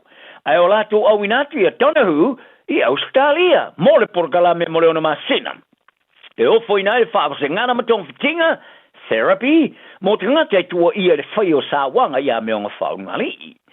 Whaero ai fo i sa rongo ina i le College St. Peter's College i le lata i le luas puto sanga bawai i tua inga o awhiai Donahue. I tā longa wa whai loa le whai All Blacks Dave Rennie alo na tali e no le whai unga le laka pia New Zealand e le whatanga ina Richie Maunga o na awhiai le All Blacks se longa wa mai ale la tumalanga ta amilo Afrika e saute Rennie o vemba whaia o ngare kalapura kapia le Kopiko Belgo Steelers i le tamarusanga kalapo Japani. Ai ole amataino na tiute mo le All Blacks alu mana i talonga whaitaulia mo le tamarusanga whaavao malo le Nations Championship mawharani i Italia mai alani ai ulai. I le temi lava mai island tautua mo le kalapo. Temi nei o lo iai New Zealand au malo loro na uta pena pena ai mo le whaasalonga o talonga e loi au e su champini the semi-finals. O le vastor wai, sa wha mauni ai e ofisa stidro la kapia New Zealand Steve Lancaster, e tūtū maulawa le tino e pūlele la kapia le tunu i ana i inga whatino, mo tangato ta are tunu i whafo. O ne ia inga mana o mia ai, e nei tangata ta alona a wai ta marusanga whaalo tui whane New Zealand, ina ia maua seava noem whan whiwhlia i le All Blacks. O lana winga o maunga, o se tasio numero se fulu pito silio na le leilo rangi, leo lo ta alo kalapol to shipa Brave Lupus i a pani, ia mua ta alo mo le aura Canterbury. Ili ta marusanga o whai tu malo ni sila nen. Ai le ima whaira talia e whiriwhiria i ta alonga whawa malo. Sa whisini ia reni e tu samara whai unga lalaka pia New Zealand ina ia awane i whaatanga o na whiwhiria maonga e ta alo mo ta alonga whai taulia ia iulai. Whapea mana malanga ta amilo Afrika saute. E sa ia whailoa, sa ia ana fuafuanga ile awala e mava ai ele toi taliu mai o maonga i ta alonga whawa malo. A peitai. Temenei, e au na la fo ia lea fuafuanga. Bai e tā wai, e le mawhai maonga na malanga e Afrika i saute, se malanga ta amilo le All Blacks lo whakari taliu mai itanga te fia le rakapi, ini fita winga nei a tunu pito silio na malolosi le rakapi i le rangi. O iai se tūlanga la matia i le rakapi ni sile le lusa stasio fitu pupula arua e le au rakapi liki, e anga iatu i le au rakapi liki le Chiefs a Papua New Guinea, i le tamatala vau mata ina i a Trayvon Pritchard. Leo lo ave mataula inga autua le kalap fou le tamarusanga liki le NRL. Ma le whaalau te leino le awa le au fou. E leo tawhi ai fo i le kalapu. I le tau mwhai le whaangoia le isi o nausa matua ka Dean Pritchard.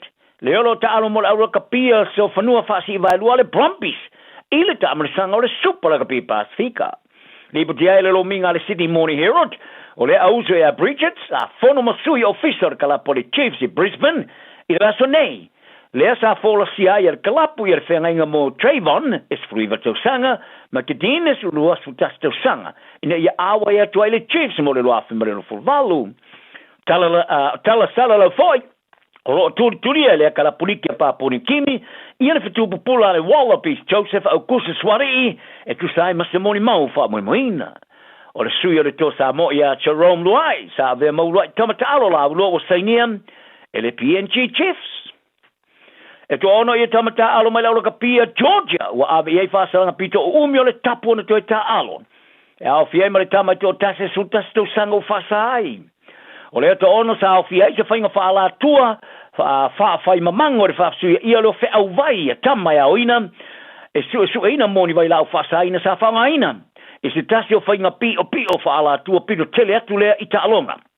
O lea mata opu sa wha mtale nai, e le laka pia le rolangi le vasa nei, o se su anga pito sili atu le neon tele o whaia, i ni whainga te te i wha o ngaino whaala o whasaina o whaia i le laka pi.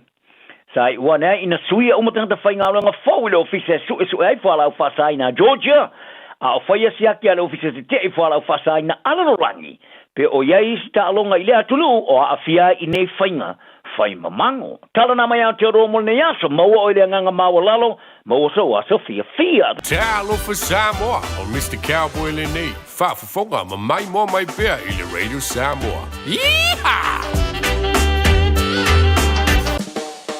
Au kilani, wa esa au ni. A fio mai loe le Harrison's MZ i o tahohu, le fale ofu polenisia pito i sili o na tele ai la e moa liin, tamaita e mawhanau. Mai ia e sui ai la e o oi mea lofa ma Sylvania e maua o mai le no whanga i tasi. A fio mai ma whailo mai le Harrison's 20 e toa si ai le 20% mai o loa ufa pa uina. I oe, ta o mai le Harrison's 20 ma surfe ai le 20%. Le Harrison's NZ i le 23 Hall Avenue o Tahogu e te le fiamasia. Oso. Son, fe o kausinga iau makari i la manga iau lau ka vali fou.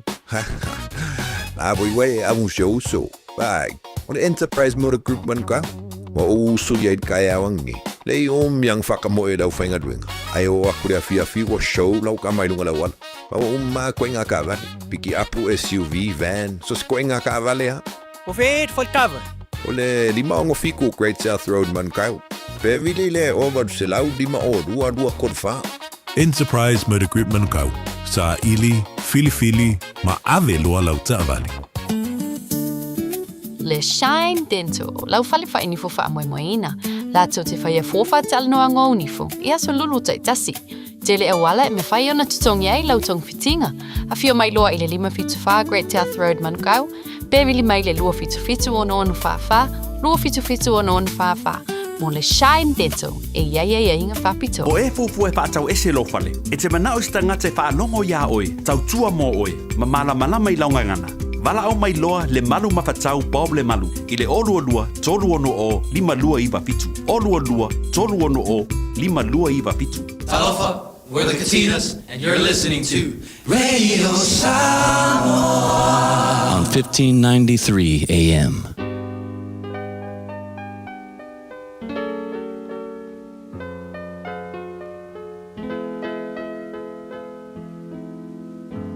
Faitauina le upo le poto no le tautua matavela linga Fusi and Sons Funeral Services i Mangele ma Samoa.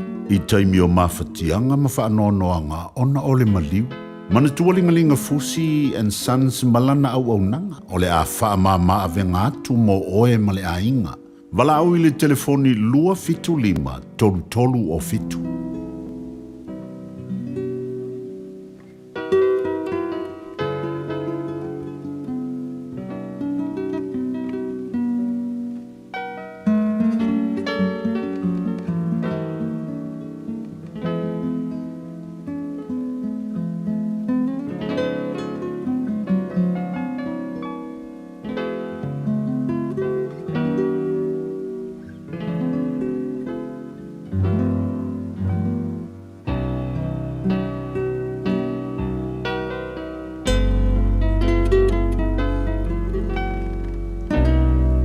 Oto lona matau po se fulu malafa e whaitawina ile upo le poto le nei Taeao. E te itasi umba whawhine po poto baati na elona whale. Aot whawhine valea na te lepeti ai o na lima. O lo sa vali ilana mi o tonu le ua matau ile li i. ai whapio pi o ona la, le wa ino ia te ia. O lo ngutu o le vale le sasa o le wha mawalunga, a o la ngutu e popoto e leo ina i lato. A le eni povi, ua mamale whare povi, ai tele me maua mai i le malo se le povi. O le moni mau wha maoni e le pepelo ia. A o le moni mau pepelo, o le tala pepelo ia. E sa ili le poto le tangata tau e mu, ai le maua. Ai whaingo fie le poto, i le walangona. Aluia ai lumo le tangata valea, pe a e le lo ia te ia lau ngutu le poto. O le poto le tangata mawhau fau, o le whau tauta lea i lona ala. A le valea, o e vale lea, e pepelo lea. E tau e mua e vale lea i le angasala. Ai whea le whani e wa meo sao. Wai loa le loto lona lavatinga e lea iafo i le tangata ese i lona ori oli. E whao motia le whale o ea meo leanga. A le whale ie o ea meo sao. Uruola ia. O iai le ala o tonu i le manatu o tangata o lona tauru unga o ala ie o tiai. A o ata lava, ua whaanoa noa le loto, o le unga fo'i o le oli, o le whaanoa noa lea. O leo tu muli i lona loto, e maa ona o ia i ona lava ala. A o tangata hami o lei, e maa ona o ia a i ona lava ala. O leo ua whaingo fie, e talia e ia upu umba. A o leo ua mawhauwhau, ua whau tauta o ia i lona ala. Ua matau tangata poto ma alo ese le leanga. A o le vale, ua wha maurunga o ia ma nofa whatala noa. O le i tango fie ua mio wha valea o ia. O le tangata fo'i ua whaitonga fiti leanga, ua ino sia o ia. O e whaingo fie, e whai mo lātou tofil valea. A o e mawhauwhau, e wha pale ina lātou i le poto. Ua i foe ua mio leanga i luma o e a mio le lei. Ma e angasala, wa i foi lātou i whaita toa o lea mea tonu. Wa ino sia leo wa matiba e le late tua oi. Ai to te leo e alolofa i le mau oa. O le ino i le late tua oi. Wa ngasala oia. A o le alofa i e utinga ina. Amu i lava oia. E leo se se e a o e whaitonga fiti leanga. A o i le alofa malefa maoni i e whaitonga fiti le lei. O iai le mau i ngaruenga oma, a o le upola ngutu, na o le mativa e hi u iai. O le pare o e popoto, o la latu o loa lea. A le valea o e vale lea, o le valea la valea. E lave i na tangata, e le mori mau wha maoni, a o le mori mau pepelo, e tautala o ia i me pepelo. O le matau i le li o iai le whaatua tuanga malosi, o iai fo le malu mola na whanau. O le matau le li o le puna o le ola lea, e alo e sei mai lei o tiai. O le to tele o le nuu o iai le mamalo le tupu. A o leo sange, e iai le malei o le li. O leo o whato toa e te lelo na mawhawhau. A o leo waitango fie, e wha ea ina i lunga e ia le valea. O le loto le lei, o le ola leo le tino. A o le mataua, o le me pala ai iwi lea. O leo whasa wale te ngata mativa. E wha lumaina e ia le na whaia o ia. A o leo wawa ia te ia. Walofa o ia le te ngata mativa. Watulia le amio leanga i lona lava leanga. A o le amio tonu. E ia te ia le whatua tua pe a oti o ia. O lo nofo mau le poto i le loto o leo wa mawhawhau. A o mea watu tonu o e vale le ai whairoa ina. O le amio tonu e vi i aile nuu. A o le angasala, o le luma lea o le nuu. O le alofo le tupu, o lo iai i le au na poto. A o lona tosa, o lo iai lea i le tupu, i le tupu ai le maa. Ua awina atu le upu o le poto i le nei aso, o no le langolango mai a linga Fusi and Sons Funeral Services. Ua mawhai o na tu whātasia o au nanga tāla whea ngai i ni tautau ngō fia tele. E fsosoni atu ai, a o whea ngai oe ma le popole ma le whememea. E mori whatasi atua I ma wha mai senga, ma wha mawhanafananga mai a lingalinga Fusi and Sons mo a inga uma o Samoa ua whea le maliu maleoti. Malau mai loa ia lingalinga Philip Fusi lingalinga, to ia whaapō lingalinga, to ngia si ulavea, pesusu mai I le luas fulvalu Canning Crescent I Mangele.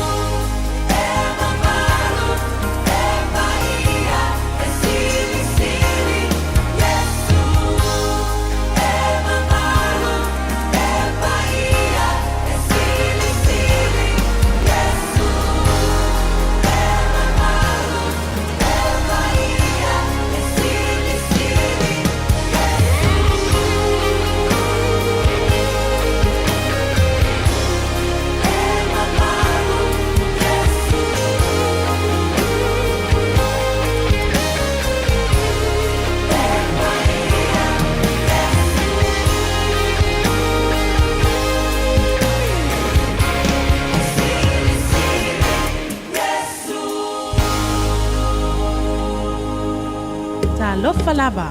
O le si'u fofonga le nei o Samoa, le Radio Samoa. This is a huge reminder. Sorry, that was a bit much. This is your big reminder to do that little job of getting your winter immunisations, including flu, booked in now. They're available through bookmyvaccine.nz or your healthcare provider. Au kilani saute. O sa ili se sa mo oi malo ai. O le Enterprise Model Group manukau o lau fale ta vale fa moi moi. O tele ta vale matango fili mai ai. Tele le soani o lau fai ngā luenga mo oi. Mo se ta vale tala fia ngai. Su mai i le 5 Grey South Road i nei manukau. Asies fo i le upenga ta whailangi enterprisecast.co.nz. Pe wala au mai i le oval selau 5 lua tolu wha. Enterprise Model Group manukau. Sa ili, fili, ma ave loa lau tāwani. O le kawashoa o lau kamufani inisiwa e tautua mo oe ma e pele ya te oe. O la mātau au nanga ua iai a li'i matamaitai ua uma o nā o tauina e ngā lulue whaatasi ma so tau au ma oe ma lau ainga ma so se whaala putopotonga. Mātou te fitosoani e whautua ina oe ma lau fili-filinga tatau I teimi o whaafi tauli. Au nanga e whaatuatua ina mo oe ma lau ainga I so se teimi. Cover Shore, here for you every step of the way. O te ngānau ni fo, whawape nei loi le Papa Toe Toe Dental, ma whaongalau Community Services Card, e se iailo ni fo I le nao le whase fulu tā la. E whaia foi ni fo auroi whaai ila ai lau Smile. Susu mai pe wala au mai I le Papa Toe Toe Dental I le 2 tolu o le tuatusi 3 Great South Road, Papa Toe Toe. Malolo na saina te nui lau mai momana whawhongana nei teimi o le Taeao e le whaasilanga tāua mai in siniolo o ngā lua li tātou pou o lo I sifo au kilani. Tūlanga I tātou au nanga tasilima I vitolu a mo tātou matua a la au whainoa te oe update la tamai. A mo nei matua na pisi le Taeao tukena ino nei whanau. Ia, relax. Ia whaabela kako koko sa mo le Taeao. E sere mo oe mani tia maha. Nei mea ua e whai ai o te ono sa I pea ma le loto tau mawhai e ui na tina le nei mea ua e whai ai o te ono sa I pea ma le loto tau mawhai e tina le te leo tala a tangata ai le mawhai talulo ua lofa na o le atua na te si la fia mea uma aluvia oe a soleana o se umalo le tau tai o le vasa a tonu lava e toi ai sei si whainga nau atu male alofa o nau lou vai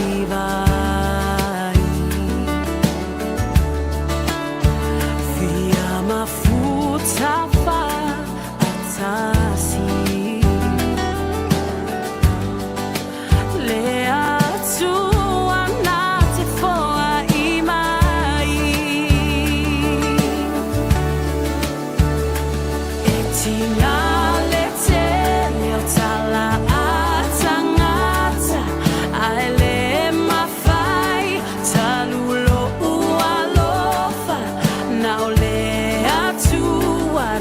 te si la fia mea uma. Aluia oi, oe a soleanga, o se uma lole tau, Taeao le vasa, a tondo lava, e toia I se si fainga. Tele awala le fili, wana lepe tia. Lo ualo fafa amaoni, malelato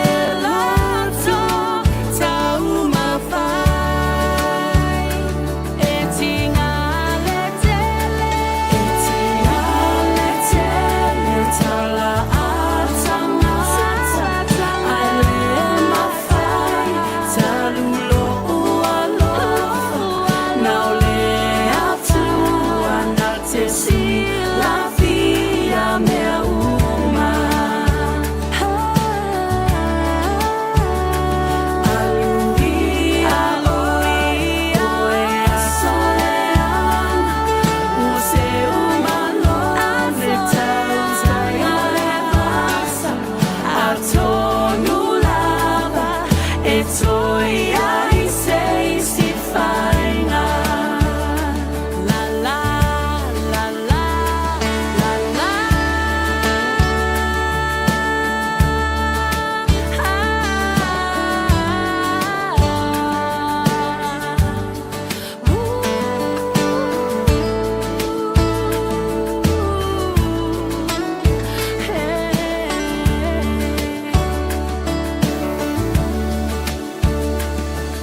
Mana tu solong al leil Taeao le lofa malanga le leil tara matai le langif so sani fo inai musika su I fei filo le Taeao ia e fa solo le le alu le ko pai male ko le so le Taeao fo marko Samoa maga ia o maru ki le so le nei fo Taeao mana ia e maru le Taeao male fia le wa uli so le kwa ma ia so le ia o winga na le tau lo tatu iai o lo tatu iai nei vai aso toi o le vai tau o le autumn po le season o le autumn mo tatu nei New Zealand e ftoa o la le season alo io le maruru po le winter I le masin fo uni fa solo toi you lai ma kuso pe o masina na tolu o lo o fa singa I New Zealand I season se New Zealand o le winter na so le ala ka ke langona le maruru ale ka ke I le autumn ia se ka ko fa ke karila I le o mai le winter pe fa pe ka si o nge maruru ke le a maruru fo ar ka ai tsulu mai la ma fa na o uli mana I tele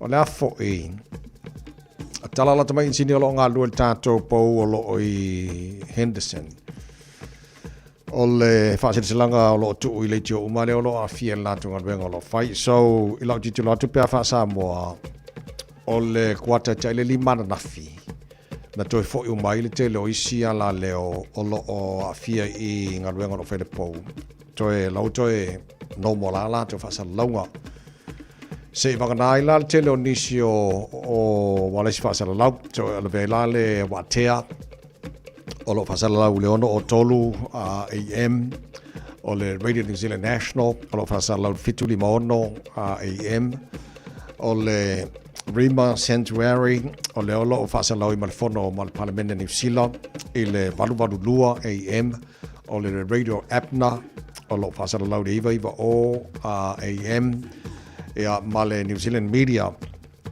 news talks at be o lato frequency le AM but tasi o o le Rima tasi duani matasi Radio Tarana tasi tolu ono male Radio Samoa tasi lima I tolu o le jo uma ia leo le anto fo I ngaluenga e ono afia ila ia tato uma male jo ia no falawina ngaluenga le to fai le so e le si update to mai na nei mal fa moi ia mai e fone ia soare mane sul mare la ua mai uma la vanga ruenga insinelo ngalui ia o te la isia la leo lena fia fo i le swing o le pole I Henderson le ua fo I le toi back to normal la tu fo ia fa sa longa se vangana la ia frequency no fa la wina nei le la ve mal tanto radio Samoa o le na on mai le fiafi ma le vaveao ia a la toi fo I la inga wenga o la ka mile o la fo I ia toi sa le si update na nei a le toi fo ni inga wenga te o fitu te la fo fitu nei Taeao le toi amata nei te longa wenga lo ia so fa moi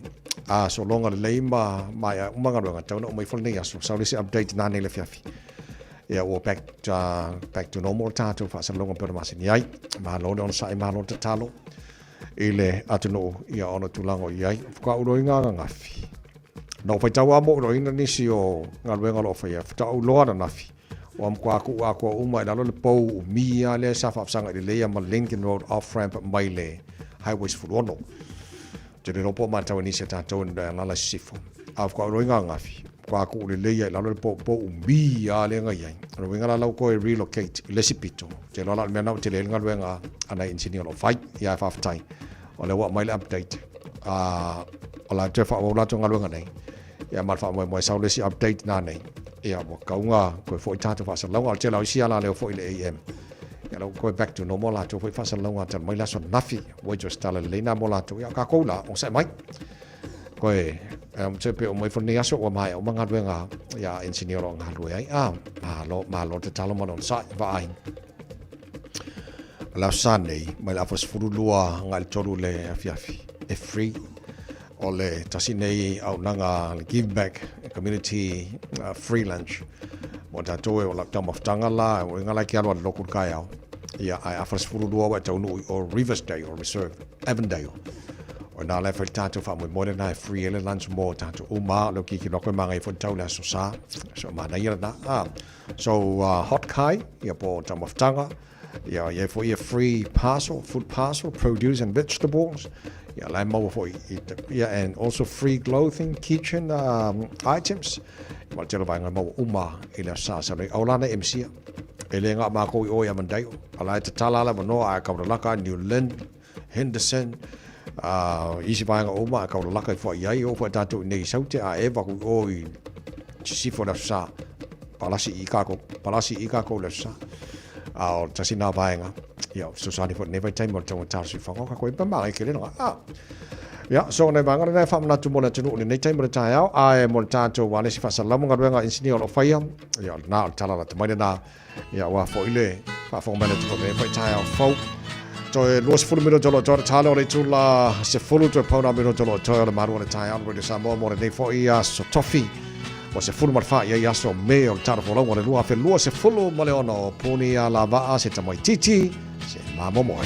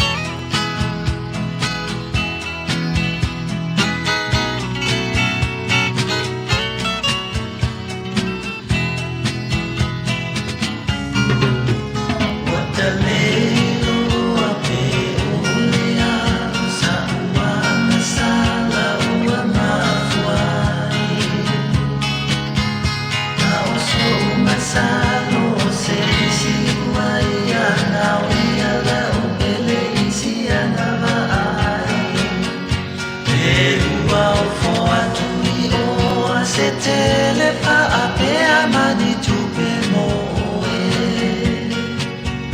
mau pele se tamai titi se imamo mo la upele se tamai titi se imamo mo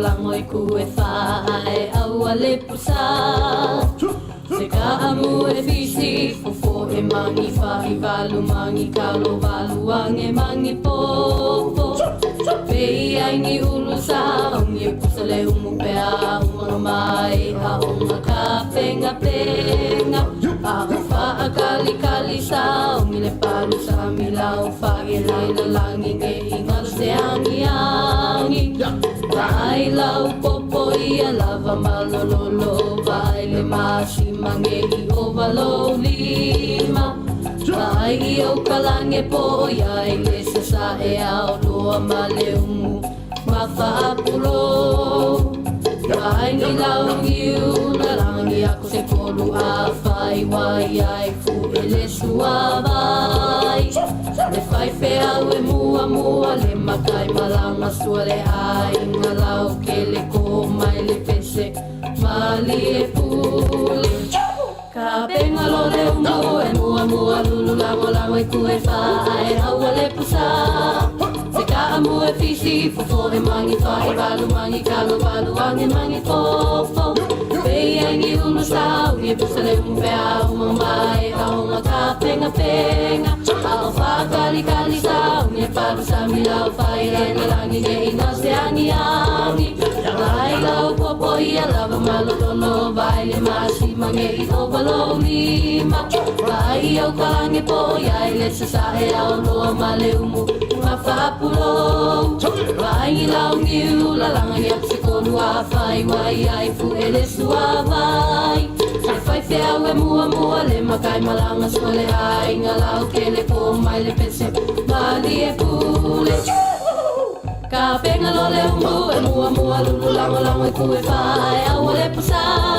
Se ka amu e fiti Fo e mangi whai walu mangi kalo walu angi mangi popo Pei angi ulu sa Unge pusa le umu pea umu mai Aunga ka penga penga Au whakali kali sa Unge le palu sa me lau whai Rai la langi nge ngaste angi angi Vai lau popo ia lava malololo Vai le masi mange i o valo lima Vai au karange po ia le sasa e au loa Male umu ma whapulo Vai ngi lau ngiu la rangi a se kolu a whai Wai ai fu e le sua vai Le whai whia e mua mua Le makai malanga sua le ai Nga lau ke le ko mai le pese Mali e pule E a le lei vai tama whai fole le mua mua whai te talo whaftai le tua mo me ai ona e tau ma whai le O la tātua sasi tono lo tuale Taeao World and Auto Limited Ro ye alo sa mo fana susani at oi full service o ta vale o te lela tu ta vale o lai vai pe a su sa ta vale ne vai table tu sanga like o feel like pumping singing is your time at finding out the warrant of fitness o ta vale so se vaenga a o modalo lo ta vale fi fi lunga la foi fai la fa manino so nga Victor fa ta smai to di potel le ta Victor morning o so ya morning ta vai ya se po la le sunga le ta fo malo na sai malo ta wa sai ka mo la ta foi ngamba mo malawa ya Usu fai ngā duenga māsani le Taeao, mā lola fai vai a tō tō, mā lai a suru la a, te ki rawa Taeao tawa. Ai, sa ora. Ai a suru la kau mawhangwhanga le maruru, Ia, Ngi si o india nga ole ma e sulul. O pengen ka ve sengi te o pa.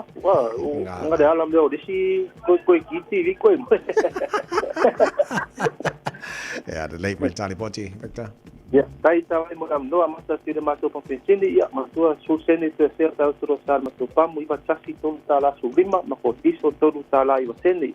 Pangai no Apple Car Tax ya point scan ton tato falolo ma po suseni tro sal mato pamu awan ngal mato sei ya manalo ko kiti pada sa ya to tekas ya ile tato pa pensini pa fe tro sal ya mato ya pa kesi ole LPG dua suliba tala iba seni to we feel like ya la con kesi mato pamu ila vale istama kizo ya tu mai ila mato farisia kasi di mato istama kizo fa lero ka vale ya me tau di pia tu aku ya sino fa di me tau pendo ya o de fa de wo fu service fa di service di na mato ka vale o fa di vis fu pa tu pa no ko ru fa ya mang sa fule mato intenditio ka pe ma servicio de ida ko sa scanner fa le tu ka vale a pe mori e como la sport de pasti ke palewo ki tulangan na tonga scan ku e pura ele fare tonu ya ole mato ta vali mato ta vali se ki filinga ele mato tua ta vali fo ta vali tuai ta pena ko ta vali le oi vai ta malu ta vali mo oi mana inga ya oi tu mara wo ta pena ko se ta vali su male mato ta vali se le male no e mato ta ser linga ta fo ta vali tuai TV ai pe ka se ni van mato pick up kuman teu awan halu mato tak balik man teu macam rosia disi pak masa semua terjadi loko topa ya matu ka masa fit apa ke o ma oi swing six ya sau lo oi fiki pa ko nga win ken ha oi sen partido tak banyak pasta winda ya paulo meses sumai oi ya te que se apara no mato fain la sene todo más sin los temas además de tak vale ni da por más ko kasovi Toyota 86 Sport bakit sugot sama stick to nan lo dia to na fast food sala ile yato duma mas finance tongi ya vidi man mas numero o iba ru fa so do o mos so san or mas to fa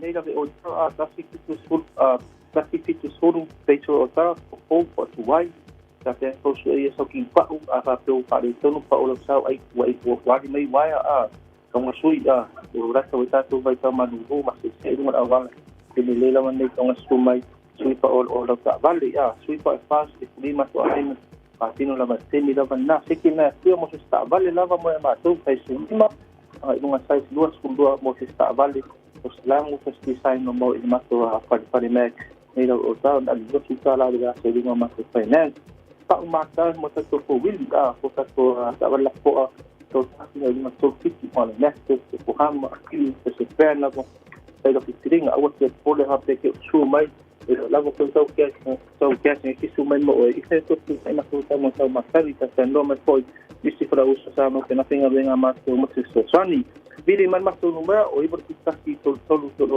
ya ke kasi pa dunga ma ko website ya ma ko link na ya para dunga ma kita bali fa ta ko kai ta vai mo no Victor Fafta Molly Potil nei Taeao moni favor ole nei yaso Fela boy fa fong mani temel Taeao jelo fa jol pesela fa fong mai tono lo monta tono ta bale ton fa fainga wenga lu on Facebook mari YouTube pro Samoa male FM 106.1 Samoa pesela mo mai ala seto fa mo ta fa to fa ile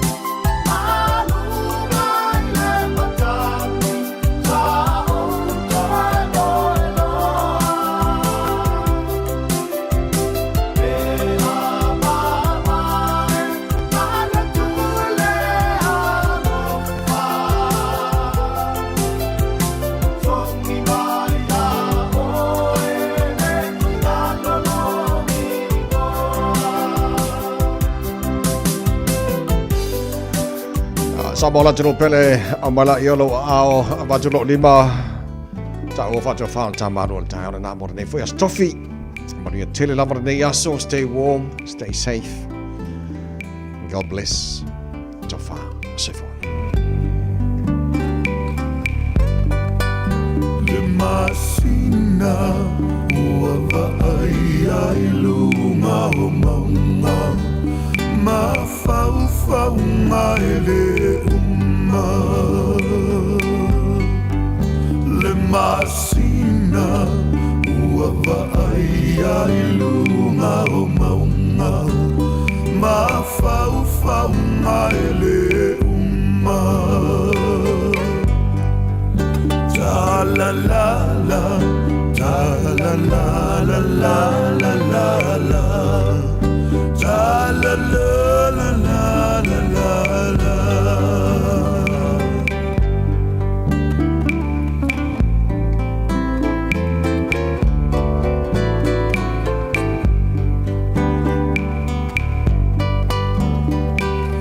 la benina ule aurolea la tapululi pano e po ofea o ela umana mea elefa angalo ia sofa ipe lo fia fia e uale ngata mailea ta la la la ta la la la la la la la ta la la la la la la la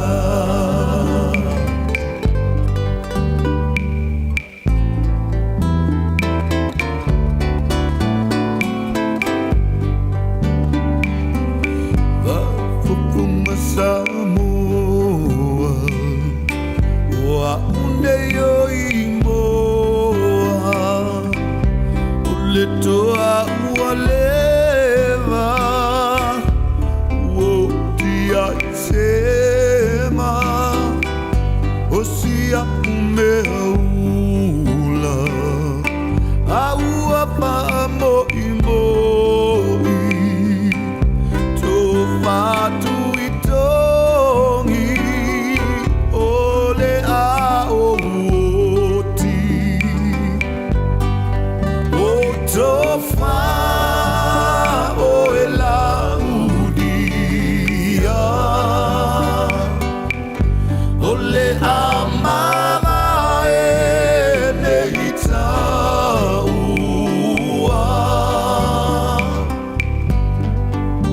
so elili ulo mafau fau so iliseta sieta uanga fau so uanga fau